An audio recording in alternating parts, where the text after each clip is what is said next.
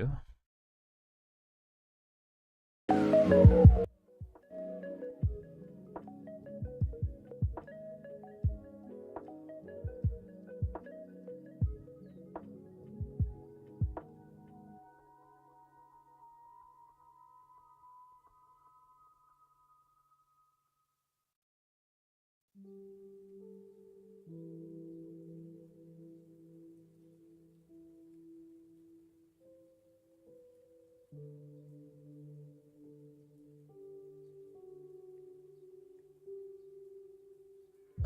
What?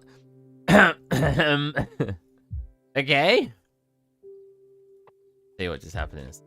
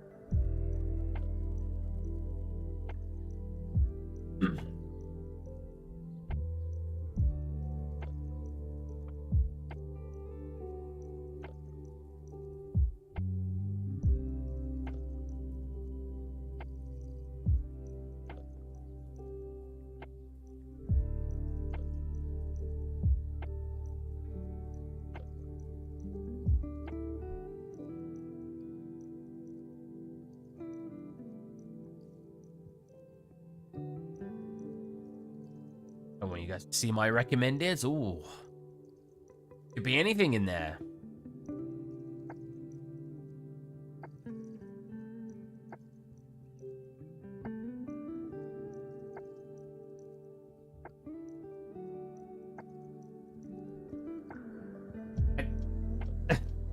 I just copied. God's sake. I just copied your URL and it's like, nope, you've got nothing in your clipboard. Clipboard?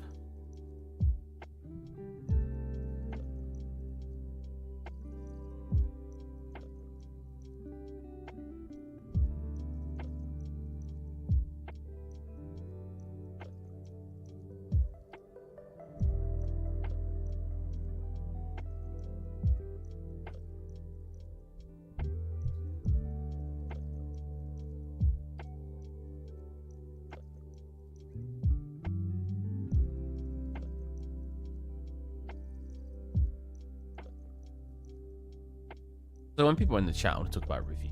I won't talk about it quite yet. Get up some Hamlin.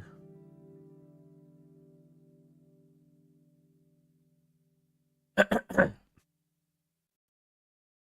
think moderates, they need to basically flare this out.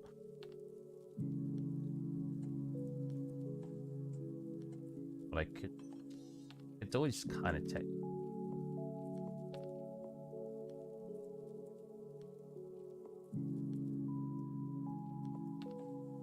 Not quite what I thought.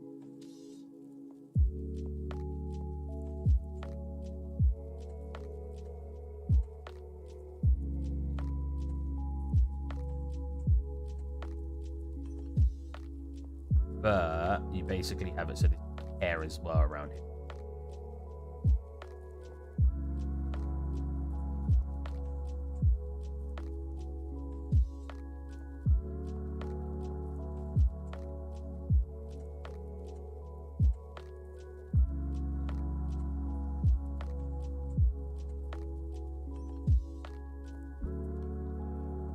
I wonder if I'll have to take the subdivide and make it like that because we don't have enough subdivision.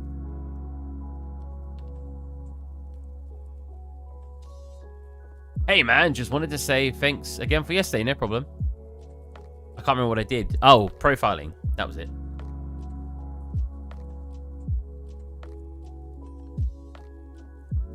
I mean, we're looking pretty good. Like, I think that's a good enough tail. Oh, this is going to cause problems there. If I want to do a high poly, gets... Oh, yeah, because I reduced it even more, didn't I? Gets even higher poly count, so I may just leave it at this for the poly count and then subdivide that. Only a little bit better. Or a little bit. That's not one. It just looks like a broom. Don't become a character artist, guys. It's different. Here, I want this to flare out with it, but I'm wondering how much of that should actually be the shape itself. Maybe the better idea would have been not doing this. Here, getting some that flare out first and it comes from the center.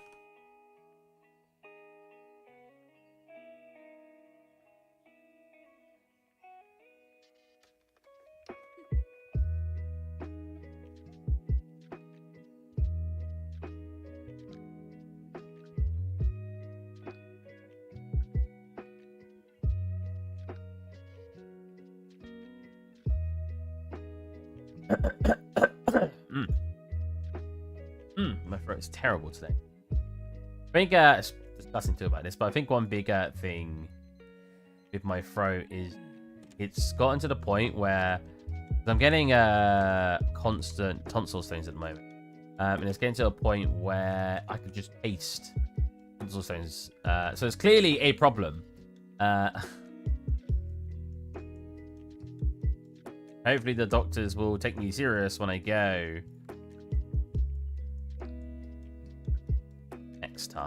Next time on Steve versus the NHS.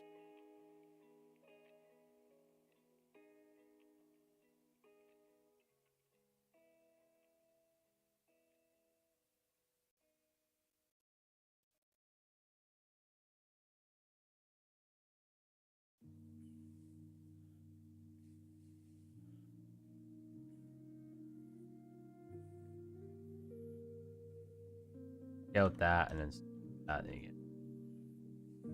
So if we have this like flare out from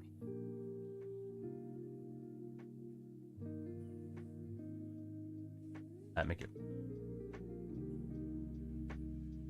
flaring out.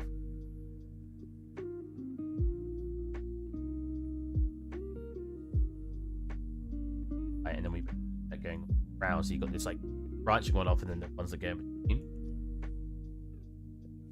Yeah, I need to fill all the holes in the tips as well. I need to unwrap them all too. I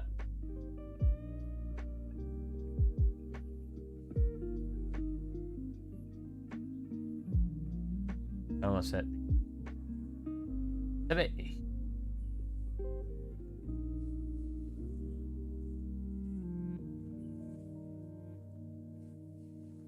been watching a lot of Flat Earther content recently. I don't know why. I was just super intrigued yesterday, and I was just like, let's watch some more. Let's watch some Flat Earther stuff. And there's loads of people who take the Flat Earth super serious and actually try to debunk them. And I feel kind of bad because that's just so much effort for them. This is not a topic I would consider. Like, there's some topics I will try to avoid, especially politics, for example. This is not one of them. It baffles me to why. And I can't imagine people aren't doing it mostly for attention. Baffles me to how people are sitting there saying the earth isn't flat, you're all being lied to. No, the earth isn't flat, the earth is flat, sorry. It's not round, you're all being lied to. And I'm just sitting there like, what are you on about? Like, come on, bro. This is all.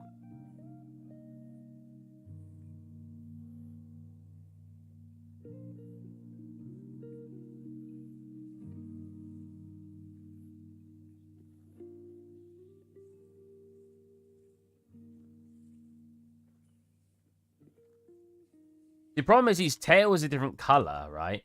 Like, that's one thing that's in the reference. His tail hair itself is different than his tail. Because it's like the rest of him's skin, and he's got a little bit of fur that comes off certain areas. If we actually look at him, you'll see this is like either skin or just very shallow fur. I assume it's supposed to be skin because he's like a goblin, right? And then all of this is hair. So when it comes to his tail, you got all this, and then it just goes into hair, right?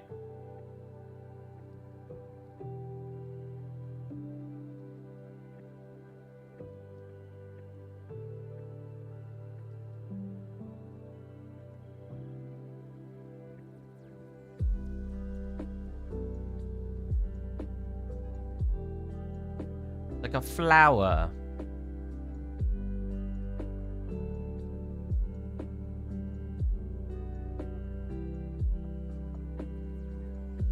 So we want it to be a bit up. I need to grab.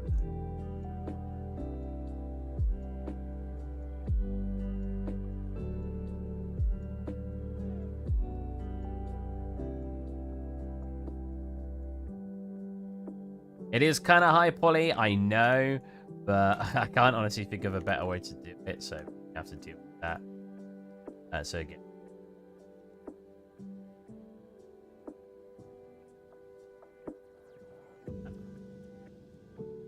See, we've got a bit coming in here, but we could also just make...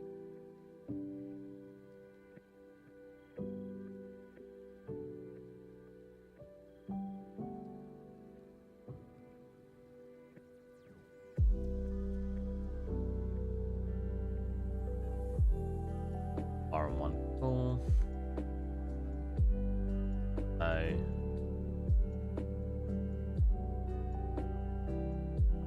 We don't. No.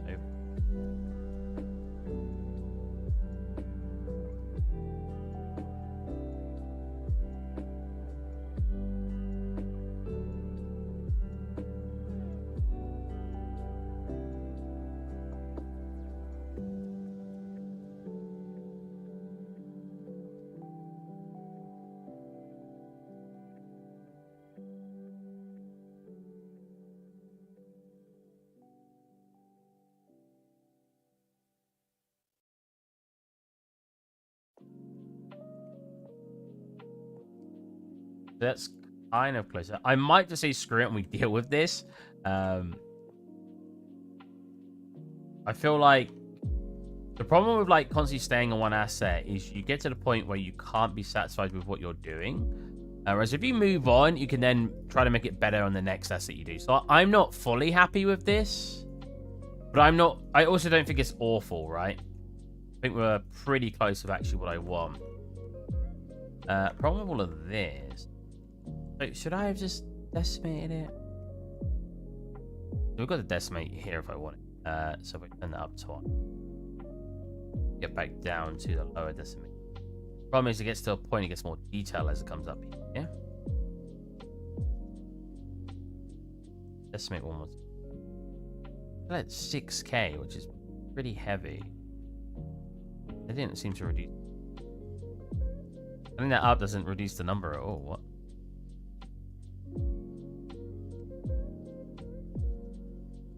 That just seems to make it. Because you can do that and then just divide it. Where's the other version I had that it was curved? So pull that back in.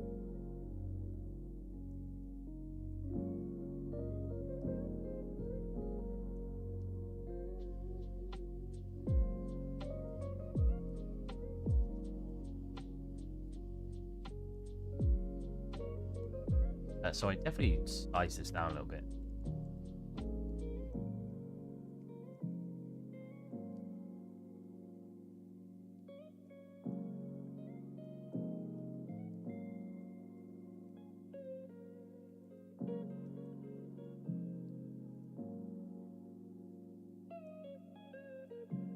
Hiding stuff.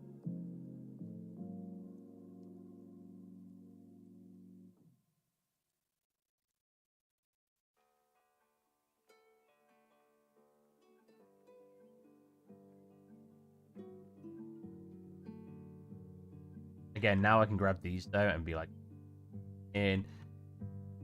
The problem, like after converting, you're stuck.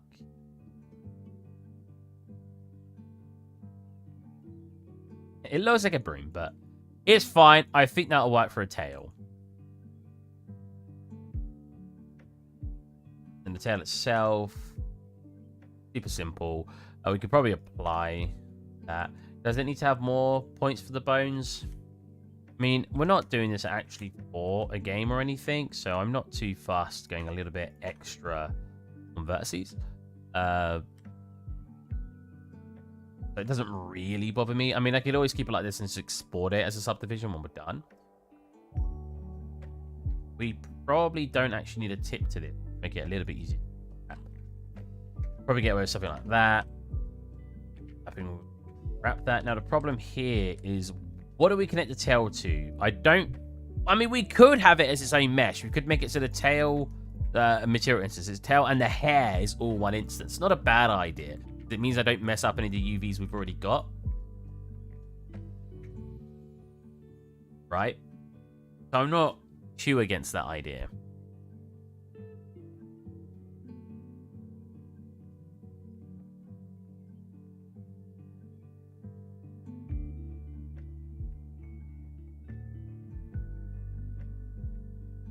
That still means these need to be converted, but converted. So if I pull this over here, we've now got this. Probably delete, and I could convert these. When you want me, when you convert these, they'll be like this, which is a pretty nice geometry. But the problem is, look how much the poly count's likely going to go like this. Sticks as quick as David. That is 58,000 faces. Hey, Letterboard, how's it going? Oh, you're on Twitch today. So way too many faces. I can manually do them, or I can decimate them. I don't remember how I did these. Did I manually do this? I think I manually did those, which is mental. Because if we were to combine them and then decimate, and just slice, for example. Oh, you know what? That's still pretty good. Still keeping a lot of that geometry. Let's do another decimate. At a point when it starts converting, like here, starts converting them to tries. So if I quadrulate that, actually. Fix that, yeah. So we'll keep it like this, I'd say. This is still very high, like 5,000 faces, but... Oh, well. I'm not a character artist. I don't know how to make it as optimized as I'd like it, and still look good. So I think I will be fine. Oh, here it's going to be. Still done that. The reason that's annoying is because when I go to UV map them, we don't have that straight edge anymore. Comes here and it gets converted to whatever this crap is. Oh, it's also filled in the tips. Hold on. Wait, why are the tips on these filled in? Oh, hold on a minute, this one isn't filled in. Wait, what? How did this one get its tip filled in? So the big ones seem fine there, right? Actually, wanted to stream, but then I saw you were on. Technically, I'm supposed to write a motivational letter, and I hate it. Motivational letter?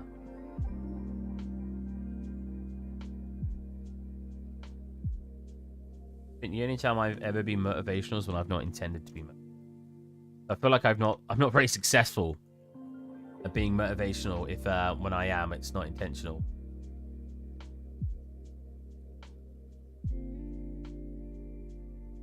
If I select all D, just there to apply to a study program, very interesting.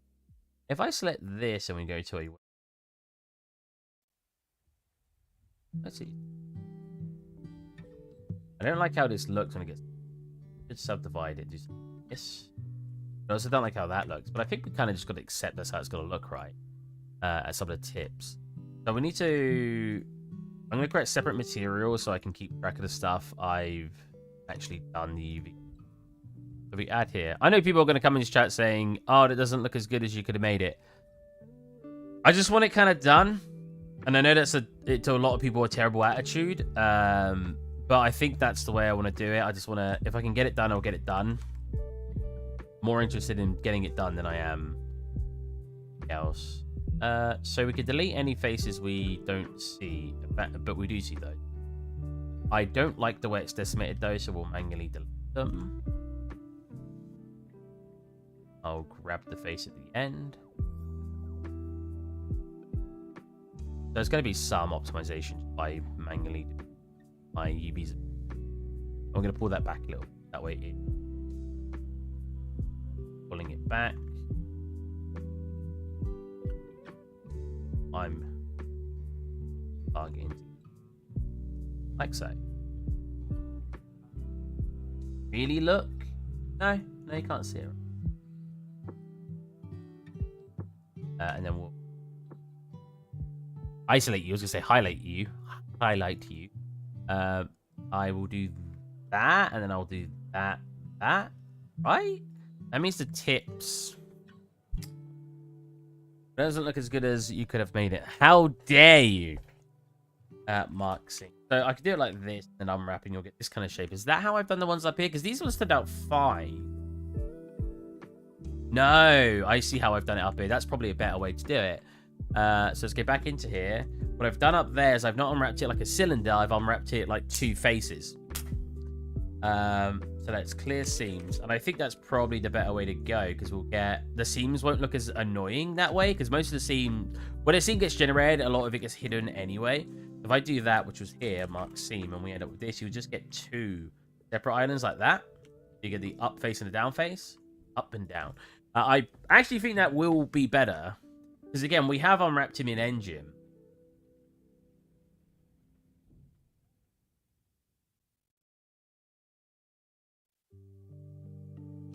You want to see something that was annoying me, Letterborn? I've reported it again. I reported it better, when was the review? April. Yeah, almost a year ago. I reported it like a month after he posted it. And Unreal said that they can't do anything about it because it's not been a long enough time for some reason. Apparently, you have to wait a time frame before a review that is, even if it's inaccurate. So, this guy... No, I don't care if you rate my asset 1 star. As long as you've got validation to why you've owned it 1 star. If you honestly think it's garbage and it deserves a 1 out of 5, which is extreme, I can understand a 3 out of 5 or a 2 out of 5, but a 1 out of 5 to me is like saying the asset doesn't even work. And that's kind of what he is saying. He just wrote extremely bad asset. This is the water shader. Now I've improved the water shader. I'll show you guys that as well. I want to do more improvements to it. I could do them on stream, to be fair.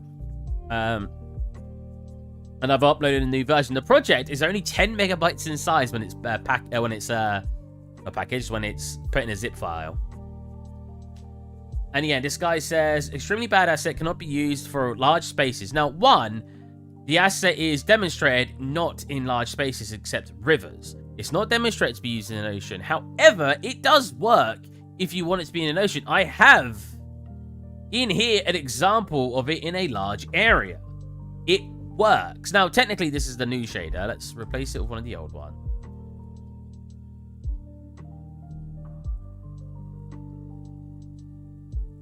Oh, whoops. I think I even got... Yeah, there's like... It's not toot my own horn. There's like some interesting stuff I did doing there. A lot of it was a combination of looking up other people's videos and combining a lot of different ideas together to make the shader. So it's not necessarily even me that made it. But if you come into here, and you actually replace this, they work. It works. Now you've got different variations. Large pond, river, puddle, pond, whatever, and it works. So the fact that not only how did you make the water texture, it's a whole material. It's not really. It's got a normal map on it, so that's the only texture actually on it. Look, and I think most of the time I prefer the other one I have in here. Gives you, it's like a much more subtle and it feels a bit more cartoony. And then if you go normal, you can change the normal scale, so you can have the. So you have to manually adjust it to the scale when it gets bigger.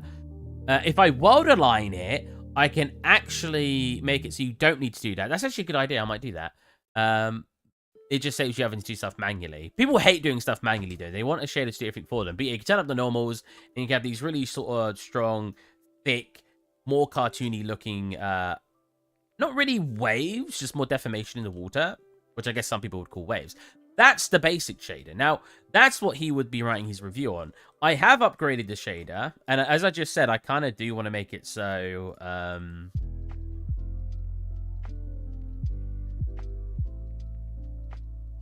as you can see. So this is like a thick foam. If we actually replace it with the lagoon, you've got like this type of water. And again, I do like the other normals more, so you can manually change those if you want. Maybe I'll change that to the default, because I do like. There you go, much more softer. Turn up the scale and the normal strength. 6. You know, decent stuff. Now, this also doesn't have a planar reflection attached to it, so you won't actually have as good stuff on it. You won't have as good reflections. At least I don't think there's a planar. If you actually get a planar reflection in it, well, you have even better reflection.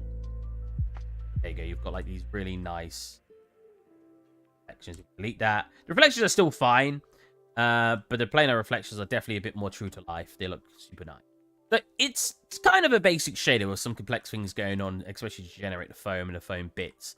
I still don't like how my foam works because I've got it so it kind of merges now with the foam bits. So when it comes out, it obulates. I don't know what that is. It breaks apart, and if there's foam nearby, it will attach that foam, which looks really cool. I love that. My problem is it doesn't do the same effect when it's leaving the original. I want this to like loop out with it. And I couldn't figure out the best way to do it, so I might rework the shader completely to do that.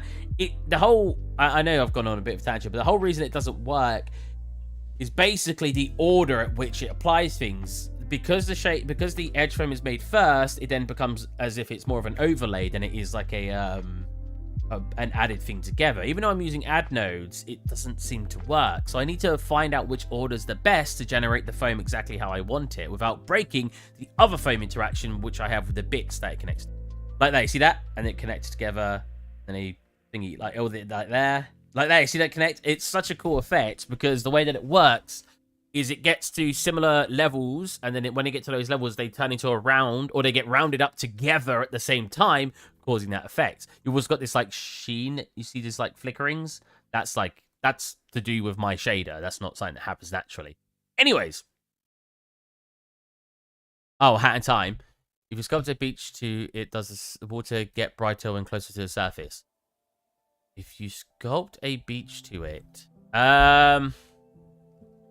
does it get lighter? No, you just starts generating foam when it gets to a surface. It's not really supposed to be a sea shader, and I write that in the document. You can use it for like the sea, but it won't generate the ocean lines and the beach lines the way you'd want them to.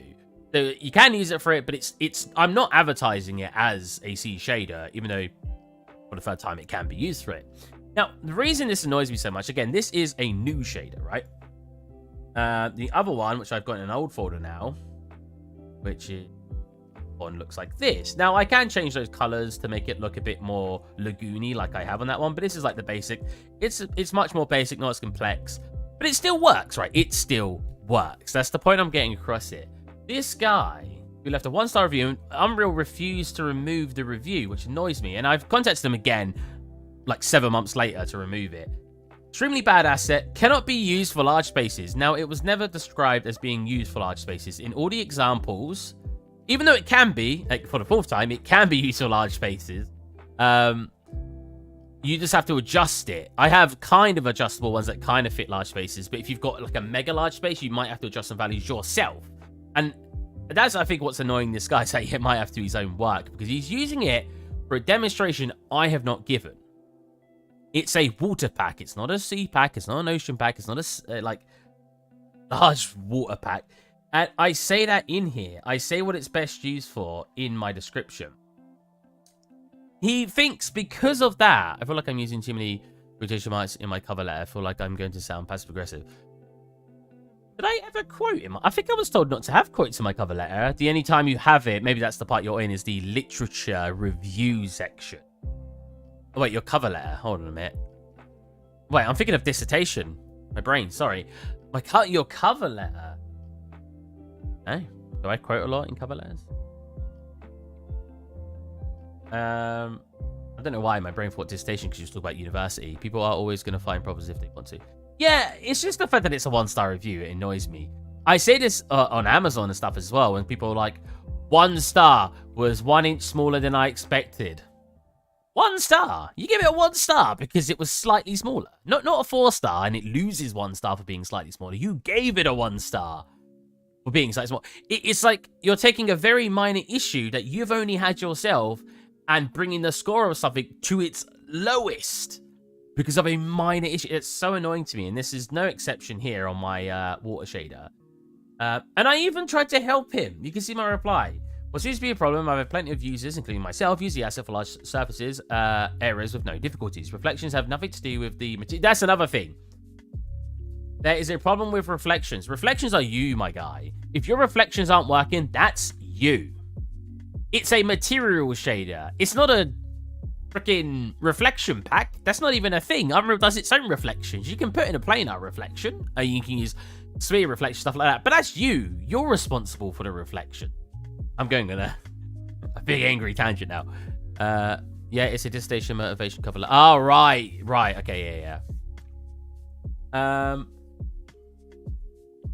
I said my blueprint does have a planar reflection, which I have now removed for the updated version because too many people were having issues with it. So now, even though other packs that I've seen will add a planar reflection by default, I'm removing mine because too many people don't understand what a planar reflection is. They add it in. I'll show you guys what it looks like. When you have a planar reflection and you're in game mode, like this, when you press G, you can see it normally. When you're in game mode, which is this, you will see the planar reflection. So people, for some reason, because they can see the planar reflection, they think that's what the water looks like. And they go, the water doesn't look right for me. Well, yeah, press G. I know when people buy packs, they probably don't have a basic understanding of how to use the engine. Otherwise, they would have made the thing themselves, right? But when it's like such a small problem, and I've wrote it in my description in capital letters, it has a planar reflection. Press G to see through your planar reflection. So yeah, I've wrote back to him. This is a while ago, as you can see, like April. It took me 4 days to get back to him. However, planar reflections are very demanding, and if you are using it for a large area, which is true, I'd recommend reviewing as stated in the description. So you see, reviewing? Yeah, I see. I've read it in my description. If you have further issues, please do not hesitate to go to my Discord for assistance. Nothing. Never added me to Discord. He never contacted me. He never got back to me. Yes, it took me 4 days to get back to him, but I am one man. I don't always see when people write questions on my things. I get enough YouTube comments and I try to reply to. Heck, it took me, I was, 2 hours the night before trying to help that guy with trim sheets. Like, I'm one man. I'm not a whole customer service team. I can't always get back, or at least not instantly. I try to always get back. So yeah, it's so unfortunate that despite my best efforts, he seems like a bot as well. Hold on a minute. His name is no. So number name .998. So I'm hoping Unreal will get rid of it and it should boost my average to like a 4.7, which would be great. There's another person on here that this one doesn't annoy me as much, but amazing work. But I have one note: the phone won't build up on landscape.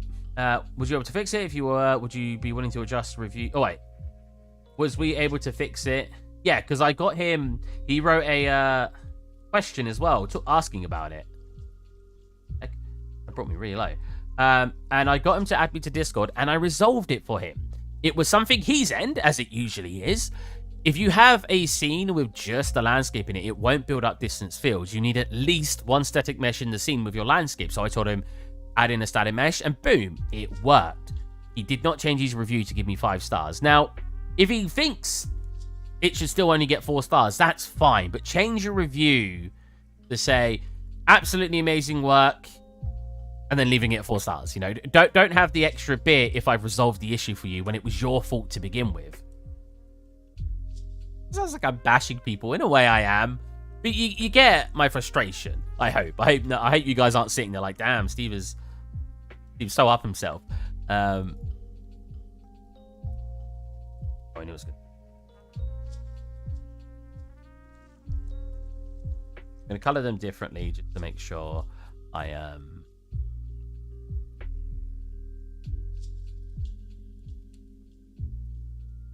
At the end of the day, it's very difficult to help people if they're not willing to accept your help.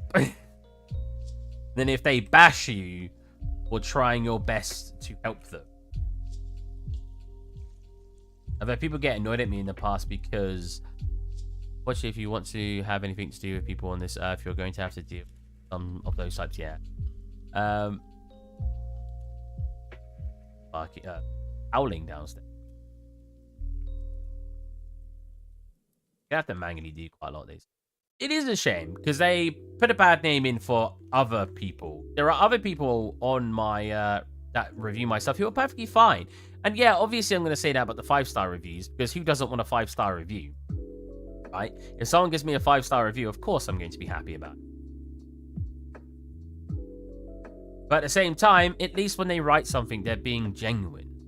Oh, I really like this asset. It worked exactly how I needed it. Thank you. Nice. It's super genuine, super nice, and it's a valid review. I used it for this set thing. It worked fine. Thank you. They've evaluated that it worked for their purpose. They've told me it worked for their purpose, and then they've moved on.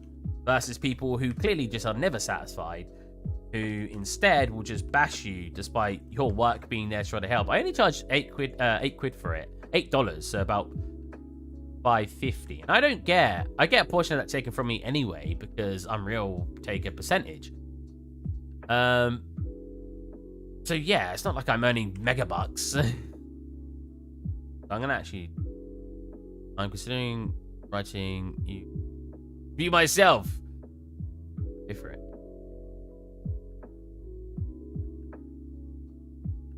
Knowingly, wonder if I could delete those in between.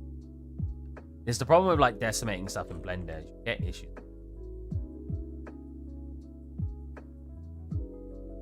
Trying to get someone into anime yesterday. So when it comes to anime, I don't feel like I'm a certified weeb when it comes to anime because I just watch anime because it's just a form of media. What? What's this? It's got more edge loops. What's going on? It does. What if I just... yeah, I don't think I'm like a certified weeb anime. I just enjoy different forms of media, and anime is no exception. It is a very fun form of media, and there's a lot of cool stories that get told that would never have been told otherwise. Or write something like, didn't like it, does not look very realistic. Oh my god. I love ones like that. I had comments that was like, doesn't work in Unity on my YouTube channel. And I can only assume they're joking. Obviously, it doesn't work in... I deleted these in such a terrible way. I deleted just the edges, so now we've got these floating vertices.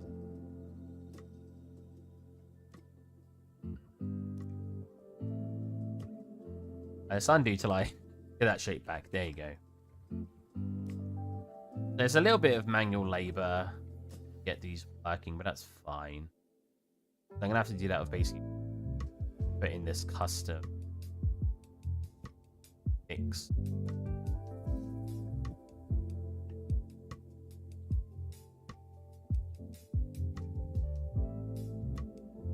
In my head, that has been wondering me. When you made that Ratchet and Clank scene, oh yeah, face background with taxi in the scene and the neon sign, did you animate the taxi to do like a floating motion, as in going up and down, just ever so slightly, or is it just standing there? If you did, how did you do it? I did have it being animated. The reason I say animated because it's just a sequence. If you want assets to move in a very basic way, there's almost no reason to manually animate it. Now, maybe someone's going to disagree with that, and an animator's going to burst down the door and be like, no, Steve, manually animate it for this reason. But from what I can tell, when you want something to move very slightly, you just put it in a sequencer. I would show you. I'm trying to find the water pack because it's so small, it opens up really quick.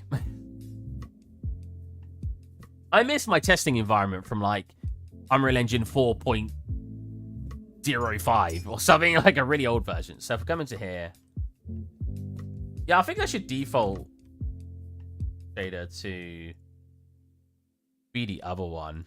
I might do that in a separate push because, yeah, this one's definitely better. Much more subtle, looks much more stylized. Anyways, so if you want something to animate up and down, pop it in the scene. Create a level sequencer. Create a level... Oh, it's... Unreal Engine 5 and 4 have different... like, things that are in different places. Move up and down. So you can have a ton of sequences in your scene. They will work as long as you have them play on start. They will work all at the same time.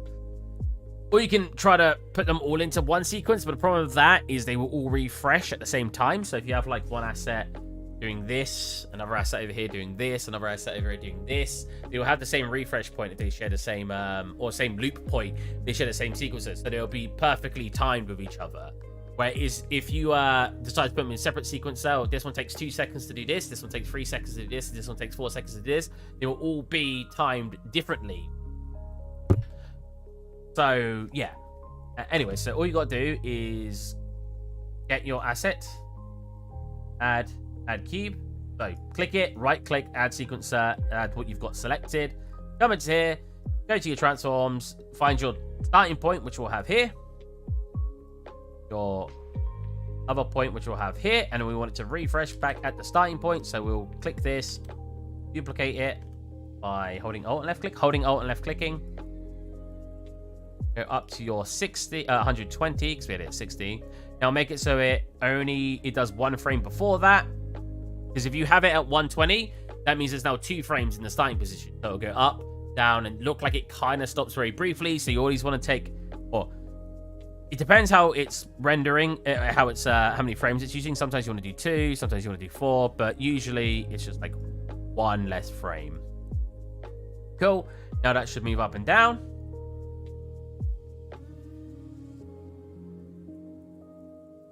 Yeah. And all you got to do, so if you set 60 FPS, it'll be. Then all you got to do is go do the sequencer here. Come into here, autoplay, and loop indefinitely. Now, if we just simulate instead of play, because it will be the same thing, you should see that should move up and down. I didn't realize we had physics objects falling there. Did you see that? And boom, you've got, during playtime, you've now got something that moves up and down.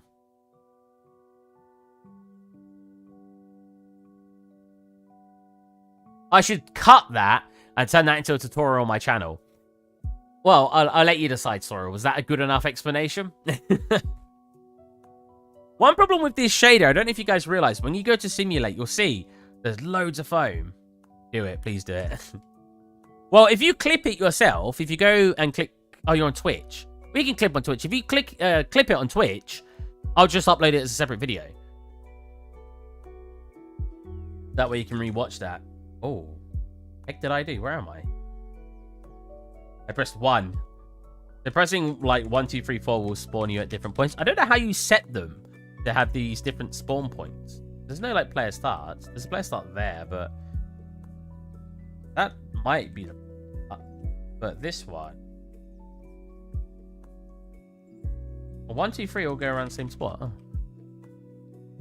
Cool. That. Save.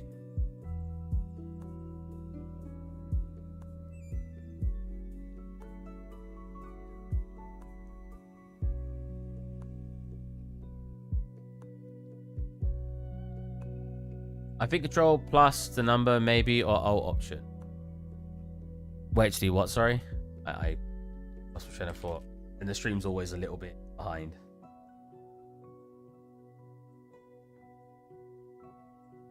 I hate this. Why is it like this? Why are you like this? Why did it decimate and cause these parts to have...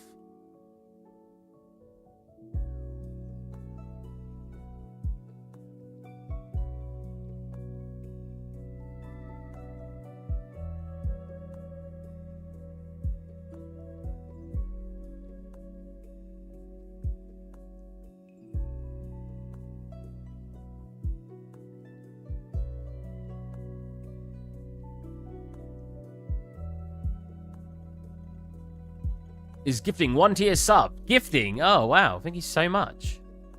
You gifted it to Happy Gamer. He's sitting there secretly in the background.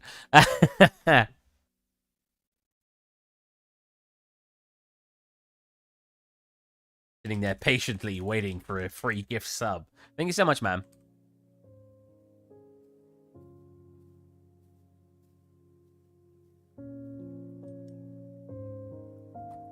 Sometimes Blender just wants to annoy you. Dodged. Wow! Megapixel throwing shade.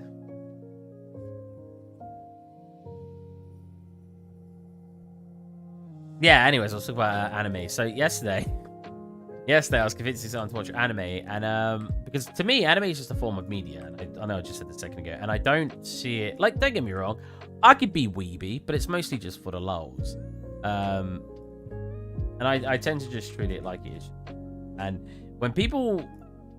The sad thing about anime is people tend to look at the worst case scenarios. What is that?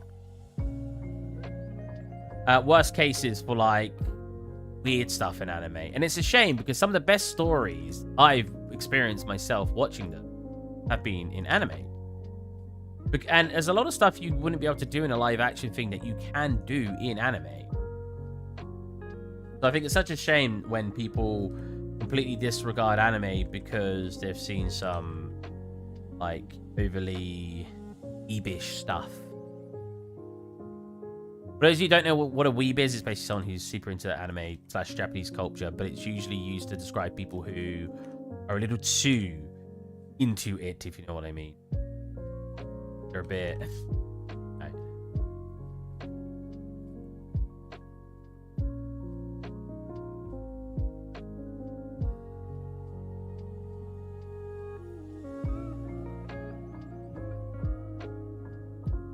I'm all shades. It's perfectly since Steve does shaders. True. Can I see tail, please? Yeah, I just sort of did this with it in the end, and I think I'm just going to settle with that. I know I can improve it more, but I could sit here for a very long time constantly trying to improve it. It's not going to be the main feature of the character, so I'm kind of just fine keeping it looking decent. The problem, I think a big problem to why it's harder is because the tail itself, like the hair on it, is obviously separate to the tail, because you could have bits coming all the way down here, but if you look at the concept, the rest of him is just skin. You know what I mean? So I could have made the hair come off and have it all over the place, but because it's like skin, skin, skin, skin, skin, skin, boom, hair. It's a bit more awkward. But yeah, I think I'm going to leave it at that and hope that looks good enough when we're done. I'm just optimizing it now. Well, unwrapping it and optimizing it. Because that's also a problem. I need to spend a bunch of time now getting the hair to work. So if I sit here for ages making it as perfect as I can get it, it will never get done. And this is why I say quite often that I am a completionist, not a perfectionist. I will focus more on getting something completed than I will on perfecting it. And I think in most cases that works better for me because at the end of the day, I like how it's turned into a lesson. At the end of the day, something that's perfect may never get finished. And that's way worse than having something that's good, but at the very least it's finished.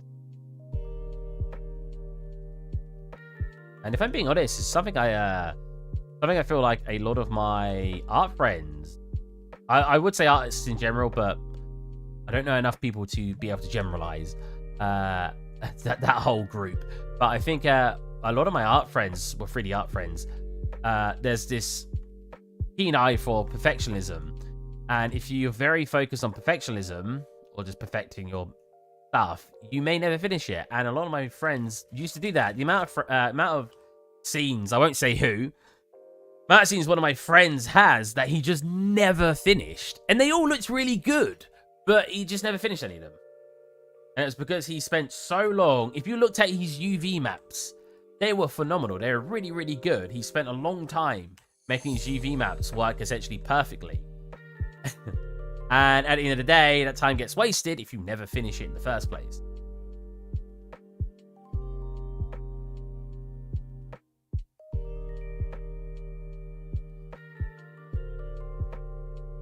I like how that whole rant is basically making an excuse to why I'm not making the tail look better.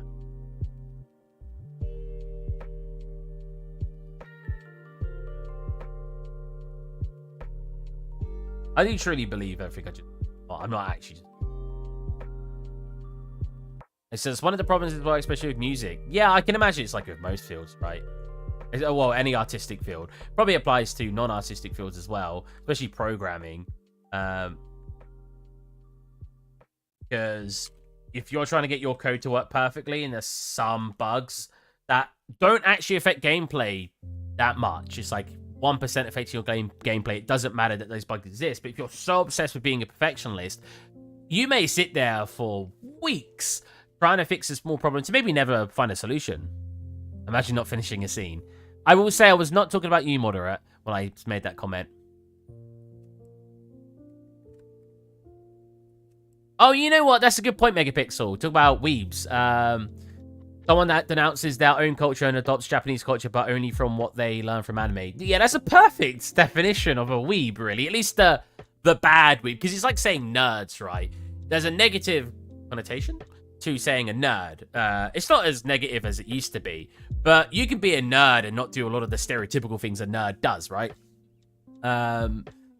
But it's the same with weebs. You can be a weeb, which mostly just means you really like Japanese culture and you really like anime. But you could be then a bad weeb, like Megapixel says. I think that was the one that annoyed me the most, is that they denounce, essentially, like you're saying, they denounce their culture. One of my friends in university, this one, like I said, I like most media. Yes, I'm a weeb. Wait, what did you say? I literally forgot the sentence. Yeah, I like all forms of media. That's what I said. I like all forms of media. I've even been reading. I don't like books that just have words. So I have to read mangas because I can't focus on just words. I need pictures. But minus that, I like all forms of media. And I remember something in university like, oh, I just don't like Western TV. And I was like, what do you not like about Western TV? And he was coming out with these things that weren't even true. And I was like, have you watched this? Like, I was coming out with loads of TV shows. No. Have you watched this? No. Have you watched this? No. Have you watched this? No. So how can you say you don't like Western TV when you've not watched any of it? Like, I'm fine that you like anime, but if you're gonna, like, rip into something, at least experience it first. Everything you were saying was just so inaccurate as well.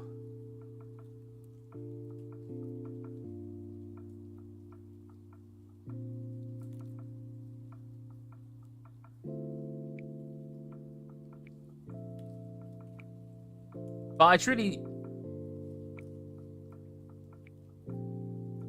can't even undo what I just did. Huh? Oh, we're back. I can undo what. Yeah, I truly think that there's some stories in anime that you'd have never been able to get the same push, the same punch you get if you made it live action. Because the thing with anime is sometimes a lot of what you're experiencing when you're watching is how well it's been drawn, how artistically, how well it's been artistically represented. And drawing stuff is just a brilliant way to do that. When I was watching Made in Abyss, some of the scenes in that are drawn so well, and they even stopped the camera. Well, there's no camera in 2D, but they stopped the camera to really take in the environment. It's so nice, and I just don't think you can always get that in different forms of media. A drawing hits differently, no matter what, compared to live action or 3D. And it's the same with other things. Some live action stuff won't be as good if it was an anime or drawn in 2D. And then some 3D stuff wouldn't be as good if it was drawn or if it was live action. So it all happens together, but I think there are some animes that just would never work in different mediums. You should replay R1, Steve. Don't need images, your brain. Image. See, that's the problem. My brain doesn't make any images. Give my brain too much credit here.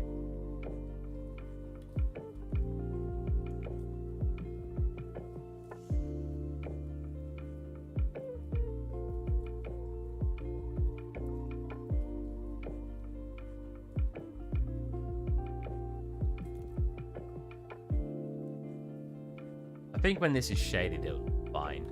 It will just not. That's right. It will give my brain way too much credit. My brain can't generate images like a lot of people claim that theirs can. Now, it can at times, but a lot of time, it's just a lot of empty space up there.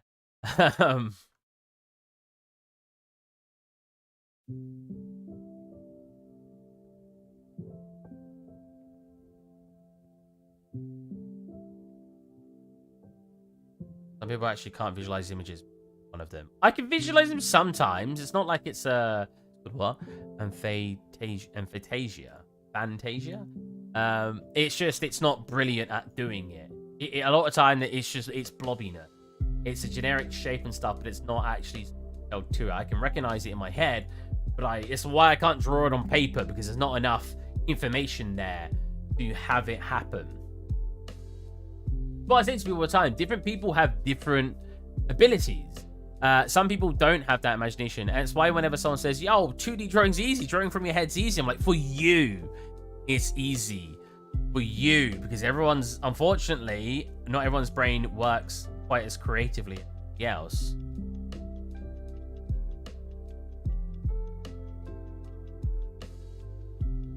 That is why I don't like design yet, pretty much. Nail on the head right there. I can't piece things together like other people claim that they can. Oh, I just drew this in 5 minutes and it's like a really cool drawing. I'm like, you had that image in your head and you got it on paper. Yeah, I'm like, how? Like, my brain just doesn't work that way. It's why when I tend to make something, I tend to think of it in a much more logical way. I put the pieces together. It's like when I do wood texturing, stuff like that, I have a process to do that. I don't imaginate. I don't use my imagination to think about how that wood needs to look. I just go through a process and hope at the end it looks good. That makes sense? My imagination isn't as bad as I'm probably saying it is right. I can imagine things. It's just not as good as other people claim their imagination. I'd argue the average person. It's not as good as the average person's.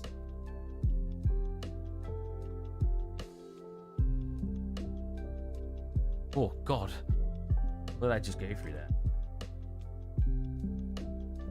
But it does bother me a little bit when people are like, oh, you know, just do it more. Your brain will get used to it, as if they've not tried that before. Like, I've known people who basically may as well, they probably did have a Fantasia. Because some of the people I've known just can't imagine anything. Those parts of their brain just don't really do anything.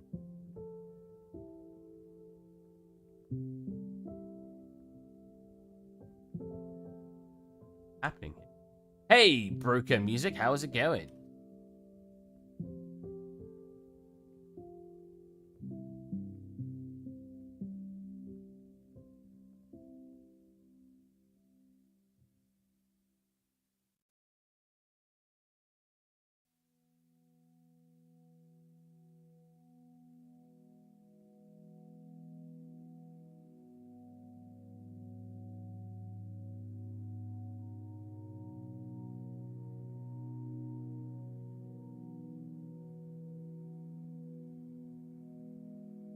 I agree with you, but I think it's different for reading. You're not just fashioning out of thin air. You're reading about a world the writer is creating all of you. Yeah. Like I said, I can still imagine things when I am reading, but I don't think it's to the extent that people think I would be able to. I mostly don't read not for that purpose anyway. I don't read because I find it difficult to keep myself entertained with such a timid form of entertainment. One of the big reasons I like video games is because it drives a lot more from you. I am making my video game right now as well. Oh, nice. I'm not making a video game. I don't make video games. I'm not a programmer. I just make art. I make them game ready, but unfortunately I do not make games. I'm not smart enough. A programmer.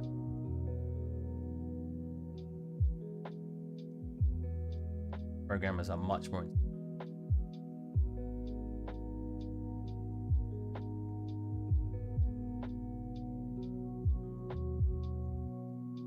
I love reading as well, but I can become pretty intense because I'm highly sensitive. I mean, that's why reading like manga stuff is just easier. I don't know. I guess I'm just going through it quicker. I'm not... There's a lot more... What am I looking for? There's a lot more to visually please me. I forgot another way to put it. Whereas reading, I just find much more difficult. Oh, that was my Facebook.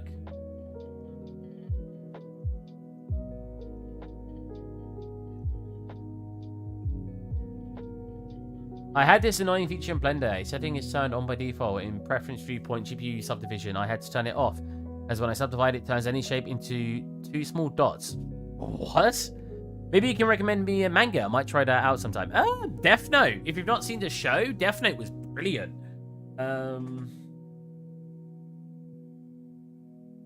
Anyone I think I've read all the way through. Walking Dead was a really good comic. Bison Wolf, that's really good.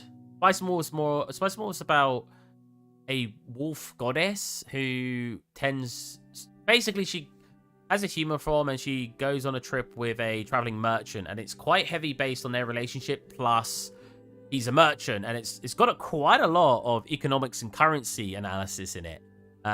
It's really interesting. Like, the way that they talk about trading armor. I mean, I should probably watch Death Note as well.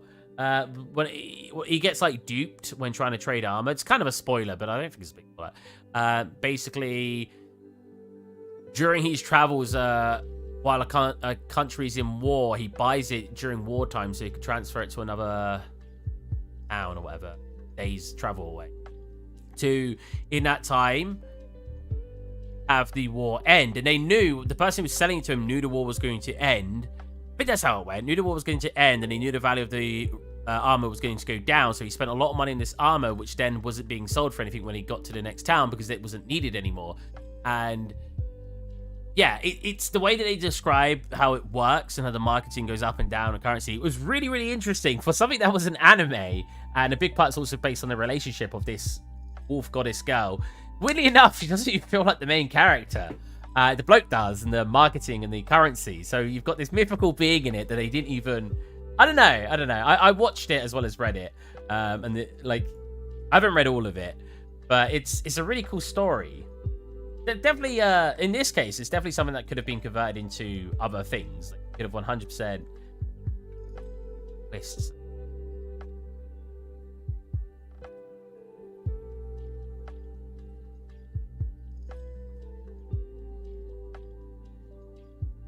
See it. Don't even see it. It's fine.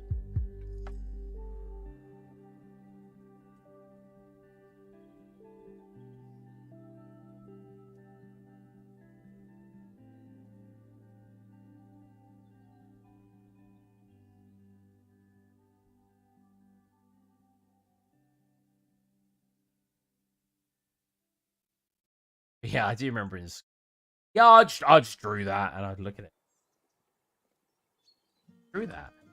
Yeah, I was like, how much, like, drawing practice you had? Oh, I only really started, like, getting into drawing, like, a month ago, and I'm looking at it, like... And they're like, yeah, it's just a doodle. I'm like, that's just a doodle. I couldn't do that in weeks. Oh, damn.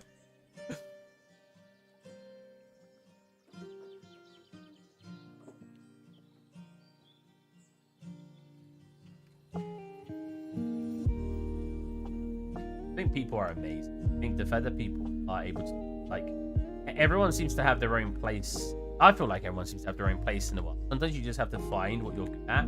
But I do believe that when you find that, shine brighter than, like, else. Death triggers me, though. How do you write that last one? I know a person like that calls it... Yeah. Thank you getting me a sub.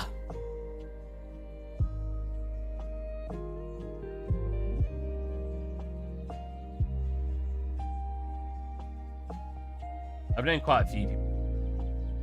Now, maybe some of that comes down to them just discrediting their work.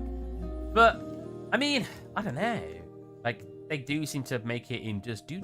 At least when I was back in school. I don't know too many 2D artists anymore. I think I know one personally. Everyone I know is either a programmer or a 3D artist. I guess my boss is like a concept art. Something I actually said to him that is really important when he's reviewing people's CVs, because he was... This is a while ago now. We've not heard for quite a while. I'm kind of sad because I want to hard making artists. Anyways, progress.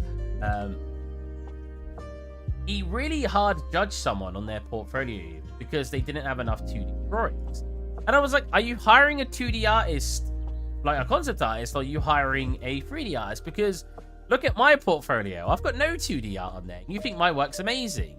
I was like, you can't judge someone on something that's not going to be their job when they get a job here. I was like, and he agreed.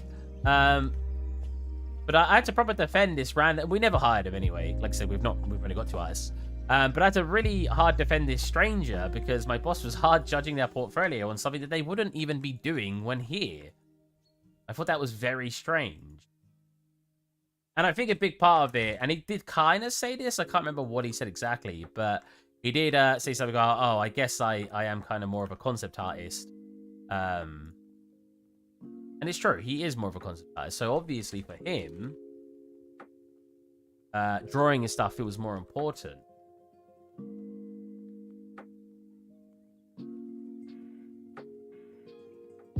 It just triggered me a little bit because as someone who can't draw, having my boss say, I don't want to hire him because he can't draw. I'm like, hold on a minute.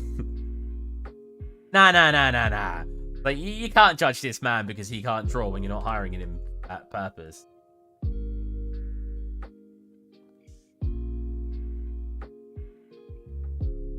Yeah, his 3D stuff was decent. I can't remember how decent, but we was only hiring as like a graduate position. So you're not expecting the world anyway when it would have come to his stuff. But I remember it being good enough that he would have. It was better than a different. Oh, I'll put it this way: it was better than a different junior artist we had at the time.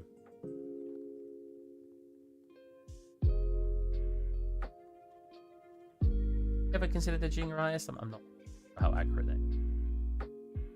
What happens to the ends of these hairs? Is it because you explained? Oh, what? Why they? I decimated them, so I'm having to delete the ones that I've decimated weird because because I can't have in the poly count that they get converted to. Oh, I'm in orthographic. If you look at the poly count when they're converted, they're really, really demanding. So I had to decimate them, and after decimation, some of the endpoints got a little funky. So I'm just having to fix that manually. As I've got more into 3D art, I have realized that a lot more stuff you should be completely fine doing manually.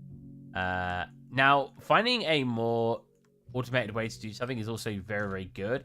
And that's what I tried to do in university, but a lot of my work actually suffered from that. This is like a random topic from... Oh, I was just talking. A lot of my work did suffer from that because I was so obsessed with trying to get things automated, I was just avoiding doing the long-term way of doing something. And it meant some of my work suffered. So yeah, like... sometimes just doing the long way, knowing that it works. Now I'm scared of everyone hard judging my... I have no idea actually how people,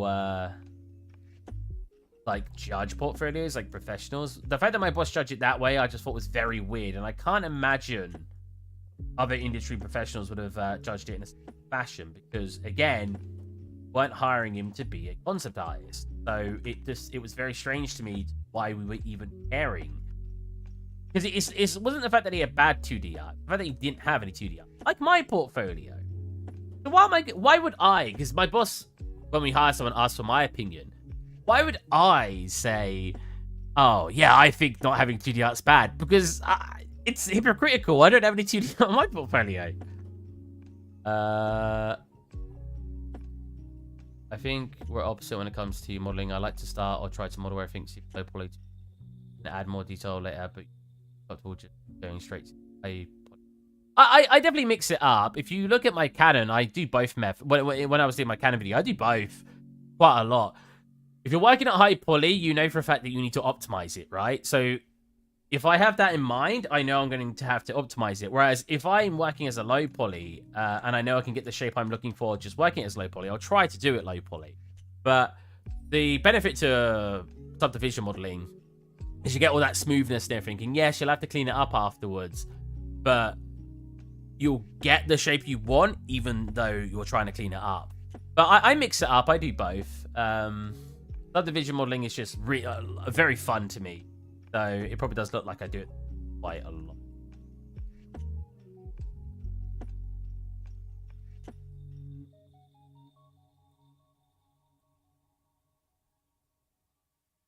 I think some of my work suffered from trying to keep things too low poly. And I know it's like... So this is actually a really controversial one. And it's how optimized do you portfolio? Now, I actually like to try to keep things optimized. And a lot of people do not. Now, if we look at an artist, was in my chat for a while. Tix, I think his name was. He literally got a job in a big studio, right? And his work was good. Now, don't get me wrong, his work was very good, but he got the job, mostly, from what I can tell, from a singular portfolio piece. Let's go find him. Even in the server anymore.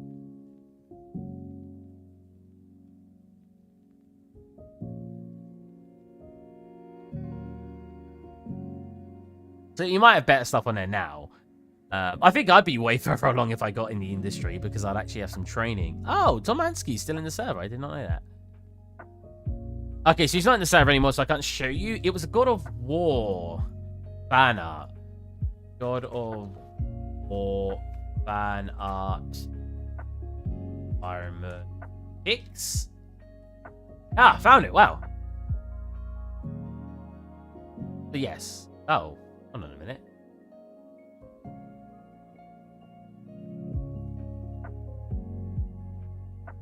Oh, okay. So this is like, can I get to his art station from here? Ah, art station. Dude, this, right? This looks really, really good. I don't think I could make this, but and look, lead environment artist. He got up there. Now I know for a fact that when he got this job, he didn't have much of his portfolio. Now he might have a lot on here now. Let's go. Oh. No, so he got that position. Again, his stuff looks very, very good. Don't get me wrong. But he got that position with quite minimal in his portfolio, surprisingly. And this was his main one. I think this is actually an improved version. Anyways, this scene ran at like 5 FPS. This scene was not optimized. I remember him showing it to me. And despite it looking really good, it was 5 FPS. So I honestly have no idea how optimized you're expected to make stuff in your portfolio when I see someone with a completely unoptimized scene get a really good job somewhere. So I find it really hard to give advice on optimization because I don't know what people look for. Sub D is my least favorite thing about 3D modeling. That's insane. Even when I was like 13 years old, it was like everyone loved subdivision modeling. And then we was taught to subdivision modeling university as well.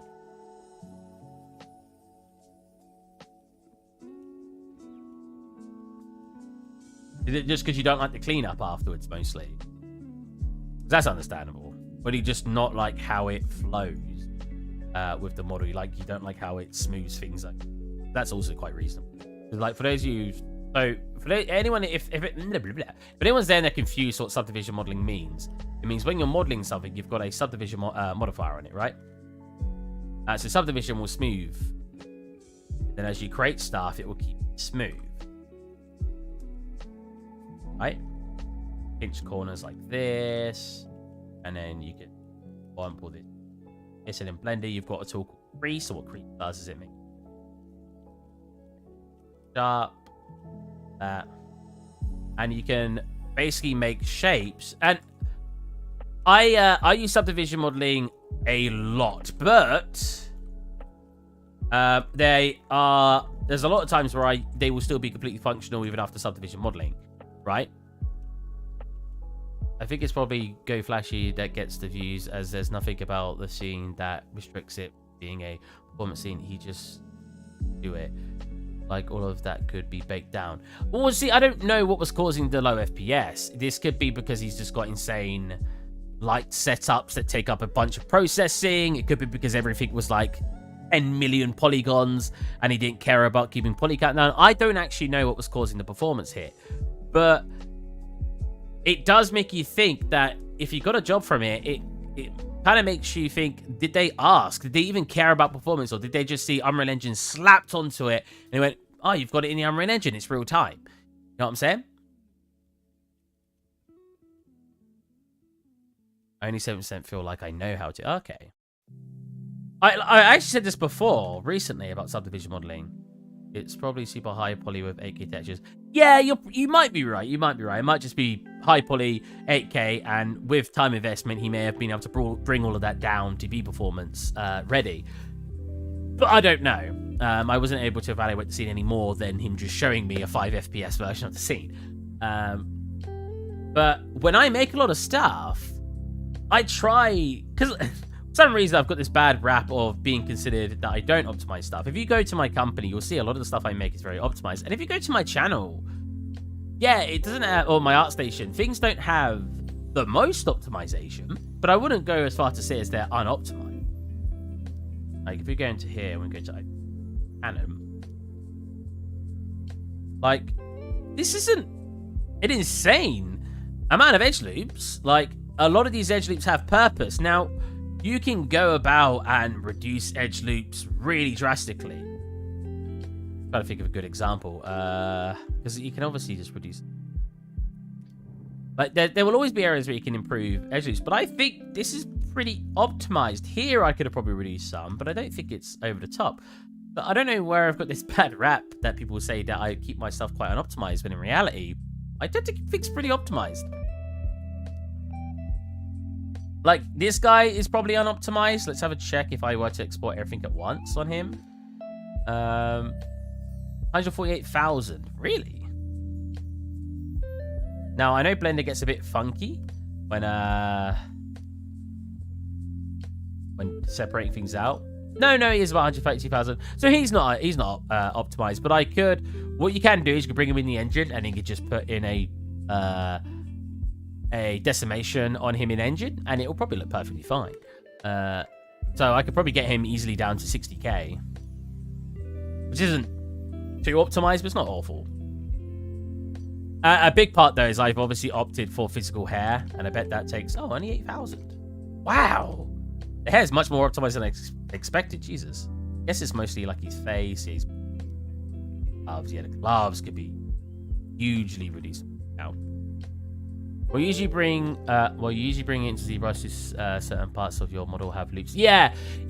I say this a lot to people, because if you watch a lot of people's videos, when they do stuff in ZBrush, they then have to retopologize it. And retopologize can take a really long time. So as I've demonstrated before, the reason I tend to do it my method is, as Moderate said, is I will add edge loops to help divvy out and try to do a density level on it, right? Like, it's like when you want a texture density, except I do... Oh, wait, it's not updating, is it not? I was just reading. Yeah, so you know, like how texture density, you try to keep the texture density across the whole model the same. I kind of try to do the same thing, but with model density. Where I try to keep most of the model using the same amount of, like, squares. If I want to bring it into ZBrush, that is. So if I have, like... something like this, and then I've got something like this. Let's say this was a normal sphere. I'll look at that and I'll be like, okay, so I need like a couple extra loops in it. Like that. So that way when I bring it in, so these squares are still bigger than that, but when I bring it in and I start subdividing in ZBrush, I have a more natural density to everything. So if I want to put a scratch one place, it looks high detailed. I want that high detail to stay somewhere else. Now, this isn't the best for ZBrush, because it is better to to dynamesh your stuff and retopologize. I don't do that because I don't want to retopologize manually later. And I do it kind of for streaming purposes, because I will retopologize at work, and I will manually retopologize in Blender. I don't do it for streams and stuff because it's boring to watch, and it's boring to do. Sometimes you can sit there taking longer to retopologize something correctly than you actually spend making the high poly. As much as I don't do it, I don't know how much I can recommend it as an actual good idea to do it the way I do it. I just do it that way because it makes... the more I find the work I'm doing more entertaining, the more I want to do it, right? And if I have spent time making the method I do more entertaining, I'm going to enjoy doing it more. There's a big reason people don't finish things is because they get bored and they get burnt out. If I keep the stuff I'm making where I don't feel like I'm getting burnt out and I'm not getting bored, I'm going to keep making it.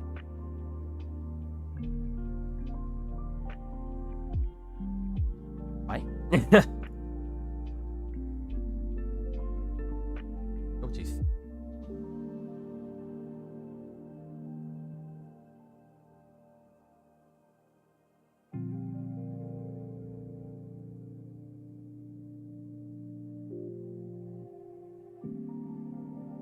again, though. It depends where you're working. It depends the requirements of your job. If your job basically requires that you have to do it a certain way because of certain reasons, then you just got to do it that way and you got to suck it up. But if you can prove to like your workplace, like if I said to my boss, no, I'm doing it this way, he'd be like, okay. He wouldn't question me how I did things because he knows in the long run, no matter which way I do something, I'll eventually get it done. Even if the way I'm doing it is super weird. He's very confident that regardless to that, I will get the work done. And I'm very happy my boss sees me that.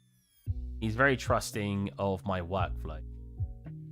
Even if he feels they're strange, let me get on.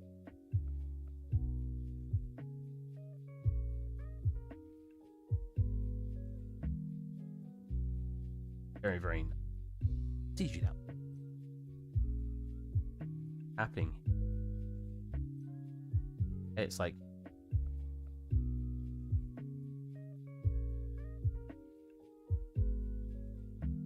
almost looks like there's a face in there, does it not? That just this being oh, it is. Yeah, that looks way better.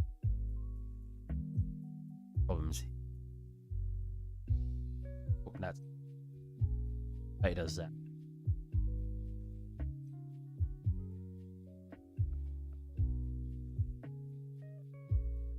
I think I'm going to leave soon and get some work done. You do you. You do you. I don't want to distract you from doing your work. So if you need to get work done, go for it. Together floating vert. Is that what was going on there? And it's works now that I've got this gone. It'd still be... No point. It'd be floating in the air. It is. That's just going to be slightly separate. That's it. I don't know. I don't know. Oop. Ooh.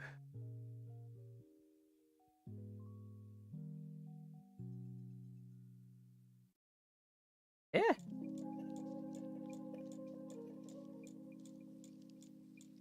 As I've said before, though, at the end of the day, if you can get something working, that's all that matters, right? Working and optimized, that's all that matters. If what you've made works fine, and its optimization is good enough that it's not causing any issues in runtime, then it doesn't matter how you create it, and you do it in a timely fashion. I'm just adding more to the list now. And you do it in a timely fashion, it doesn't matter how you did it, as long as you get it done.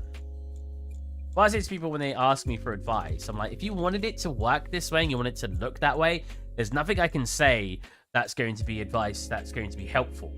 Because if that's how you wanted it, that's how you wanted it. I can't tell you otherwise.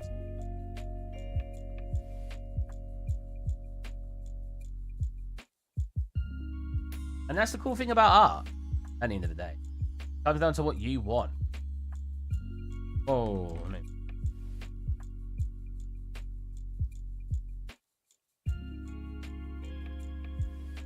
Oh. We're getting there, we're getting there. I recommend the method of coloring in what you've UV mapped, just because it makes it a bit easier. Keep track of what you're doing. Save what I got so far. I'm still chuffed that my water shader was only 10 megabytes. It had a lot of starter content in it that I never bothered deleting, and then when I deleted it, it just it took up no space at all. I was like, oh wow, wow, that's pretty good. Wow.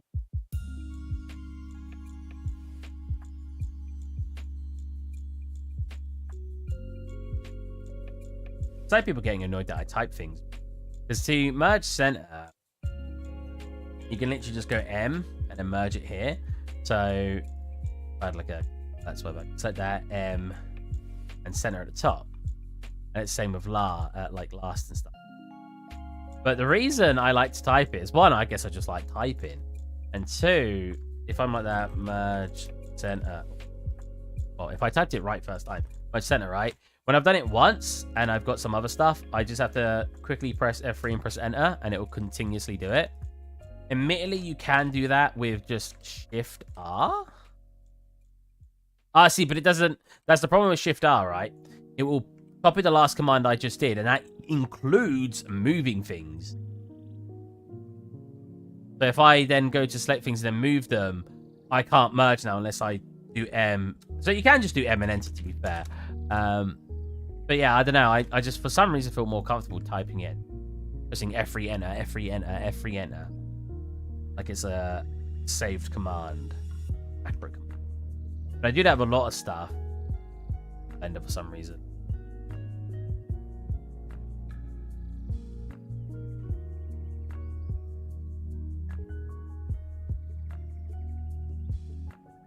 My dinner will probably be in about half an hour.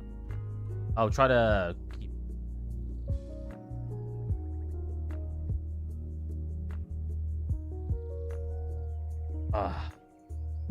you know what? We'll just...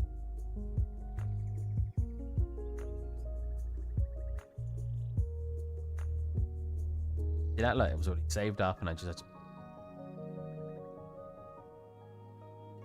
I remember in university, right? So... in Maya, I wish I could show you, there's a tool called a pen to polygon, and there's also the bridge tool. Now, these are the two tools you tend to use when combining something. Add shape like this, a pen to polygon, you'd basically click here and click here, and it will fill it in for you. So I pressed F to fill it because Blender doesn't have a tool called a pen to polygon. You just click two faces and press F. So yeah, but essentially you'd click the tool, click, and it would fill it when you click the second. Now, the reason this was annoying was because it only let you do one at a time. You have to go click, click, click, click, click. And I remember my friend doing this. He had like this really long shape where it had lots of edge link.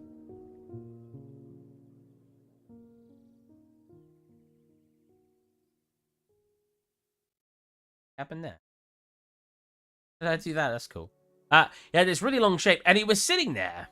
That is what I say about do stuff to how you think is comfortable, but remember there's a time constraint at times. And he was... Oh, hold on a minute. What have I done? Oh, I guess I just didn't select the whole shape when I stretched it. Yeah, I didn't. And he was literally going, and I was like, you could just bridge that. And he was like, I want to do it this way. And I went, yeah, but you can... And I showed him, I was like, you could just, you know... bridge it. Oh. I was like, I'm doing it this way. And I kid you not, about 1 minute later, I go back to my PC.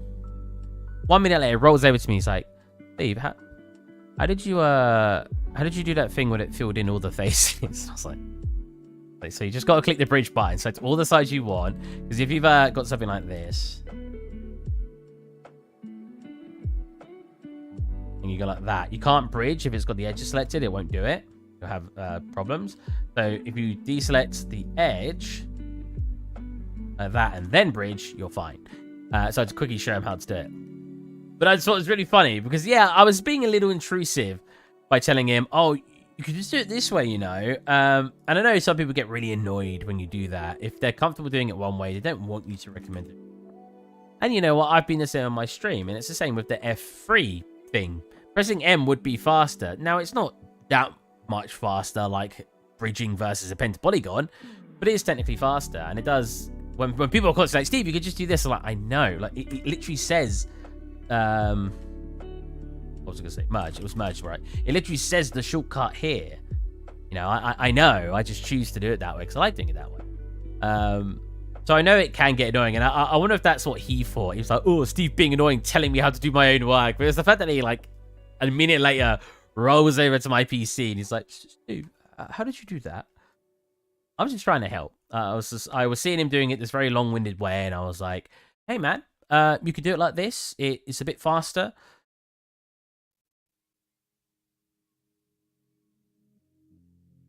I mean, I know how it feels to be told by people, like, to do something a certain way, and I don't want to do it. So he was probably feeling those exact same emotions.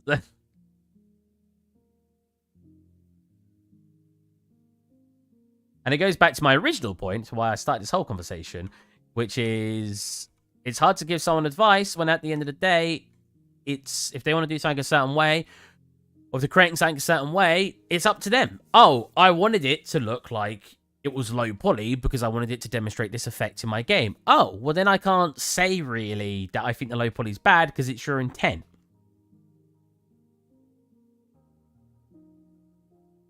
I feel like I missed a juicy topic. Yeah, you did. Oh, damn. I was talking about being told to do something a certain way because it's and I was saying that at the end of the day, people will do things the way that they prefer, and if they do it and it doesn't affect time constraints, it doesn't affect how long it takes them to do it, then it's not that big of an issue. And then I mentioned a time in university when I was telling people, or I was telling someone how to bridge, and he got annoyed at me because I was telling him, because he didn't want to do it that way. He wanted to use a pen to polygon.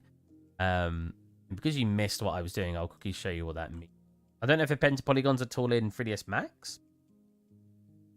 So what that means is, I know I just showed this for people who were literally just here, but Moderate wasn't here, so I want to show him. So he was basically, so I'll just do this. He was basically using a tool where you click it, then you click one side, you click the other side, and it automatically fills it in. But it only does one edge at a time. So if he was like this,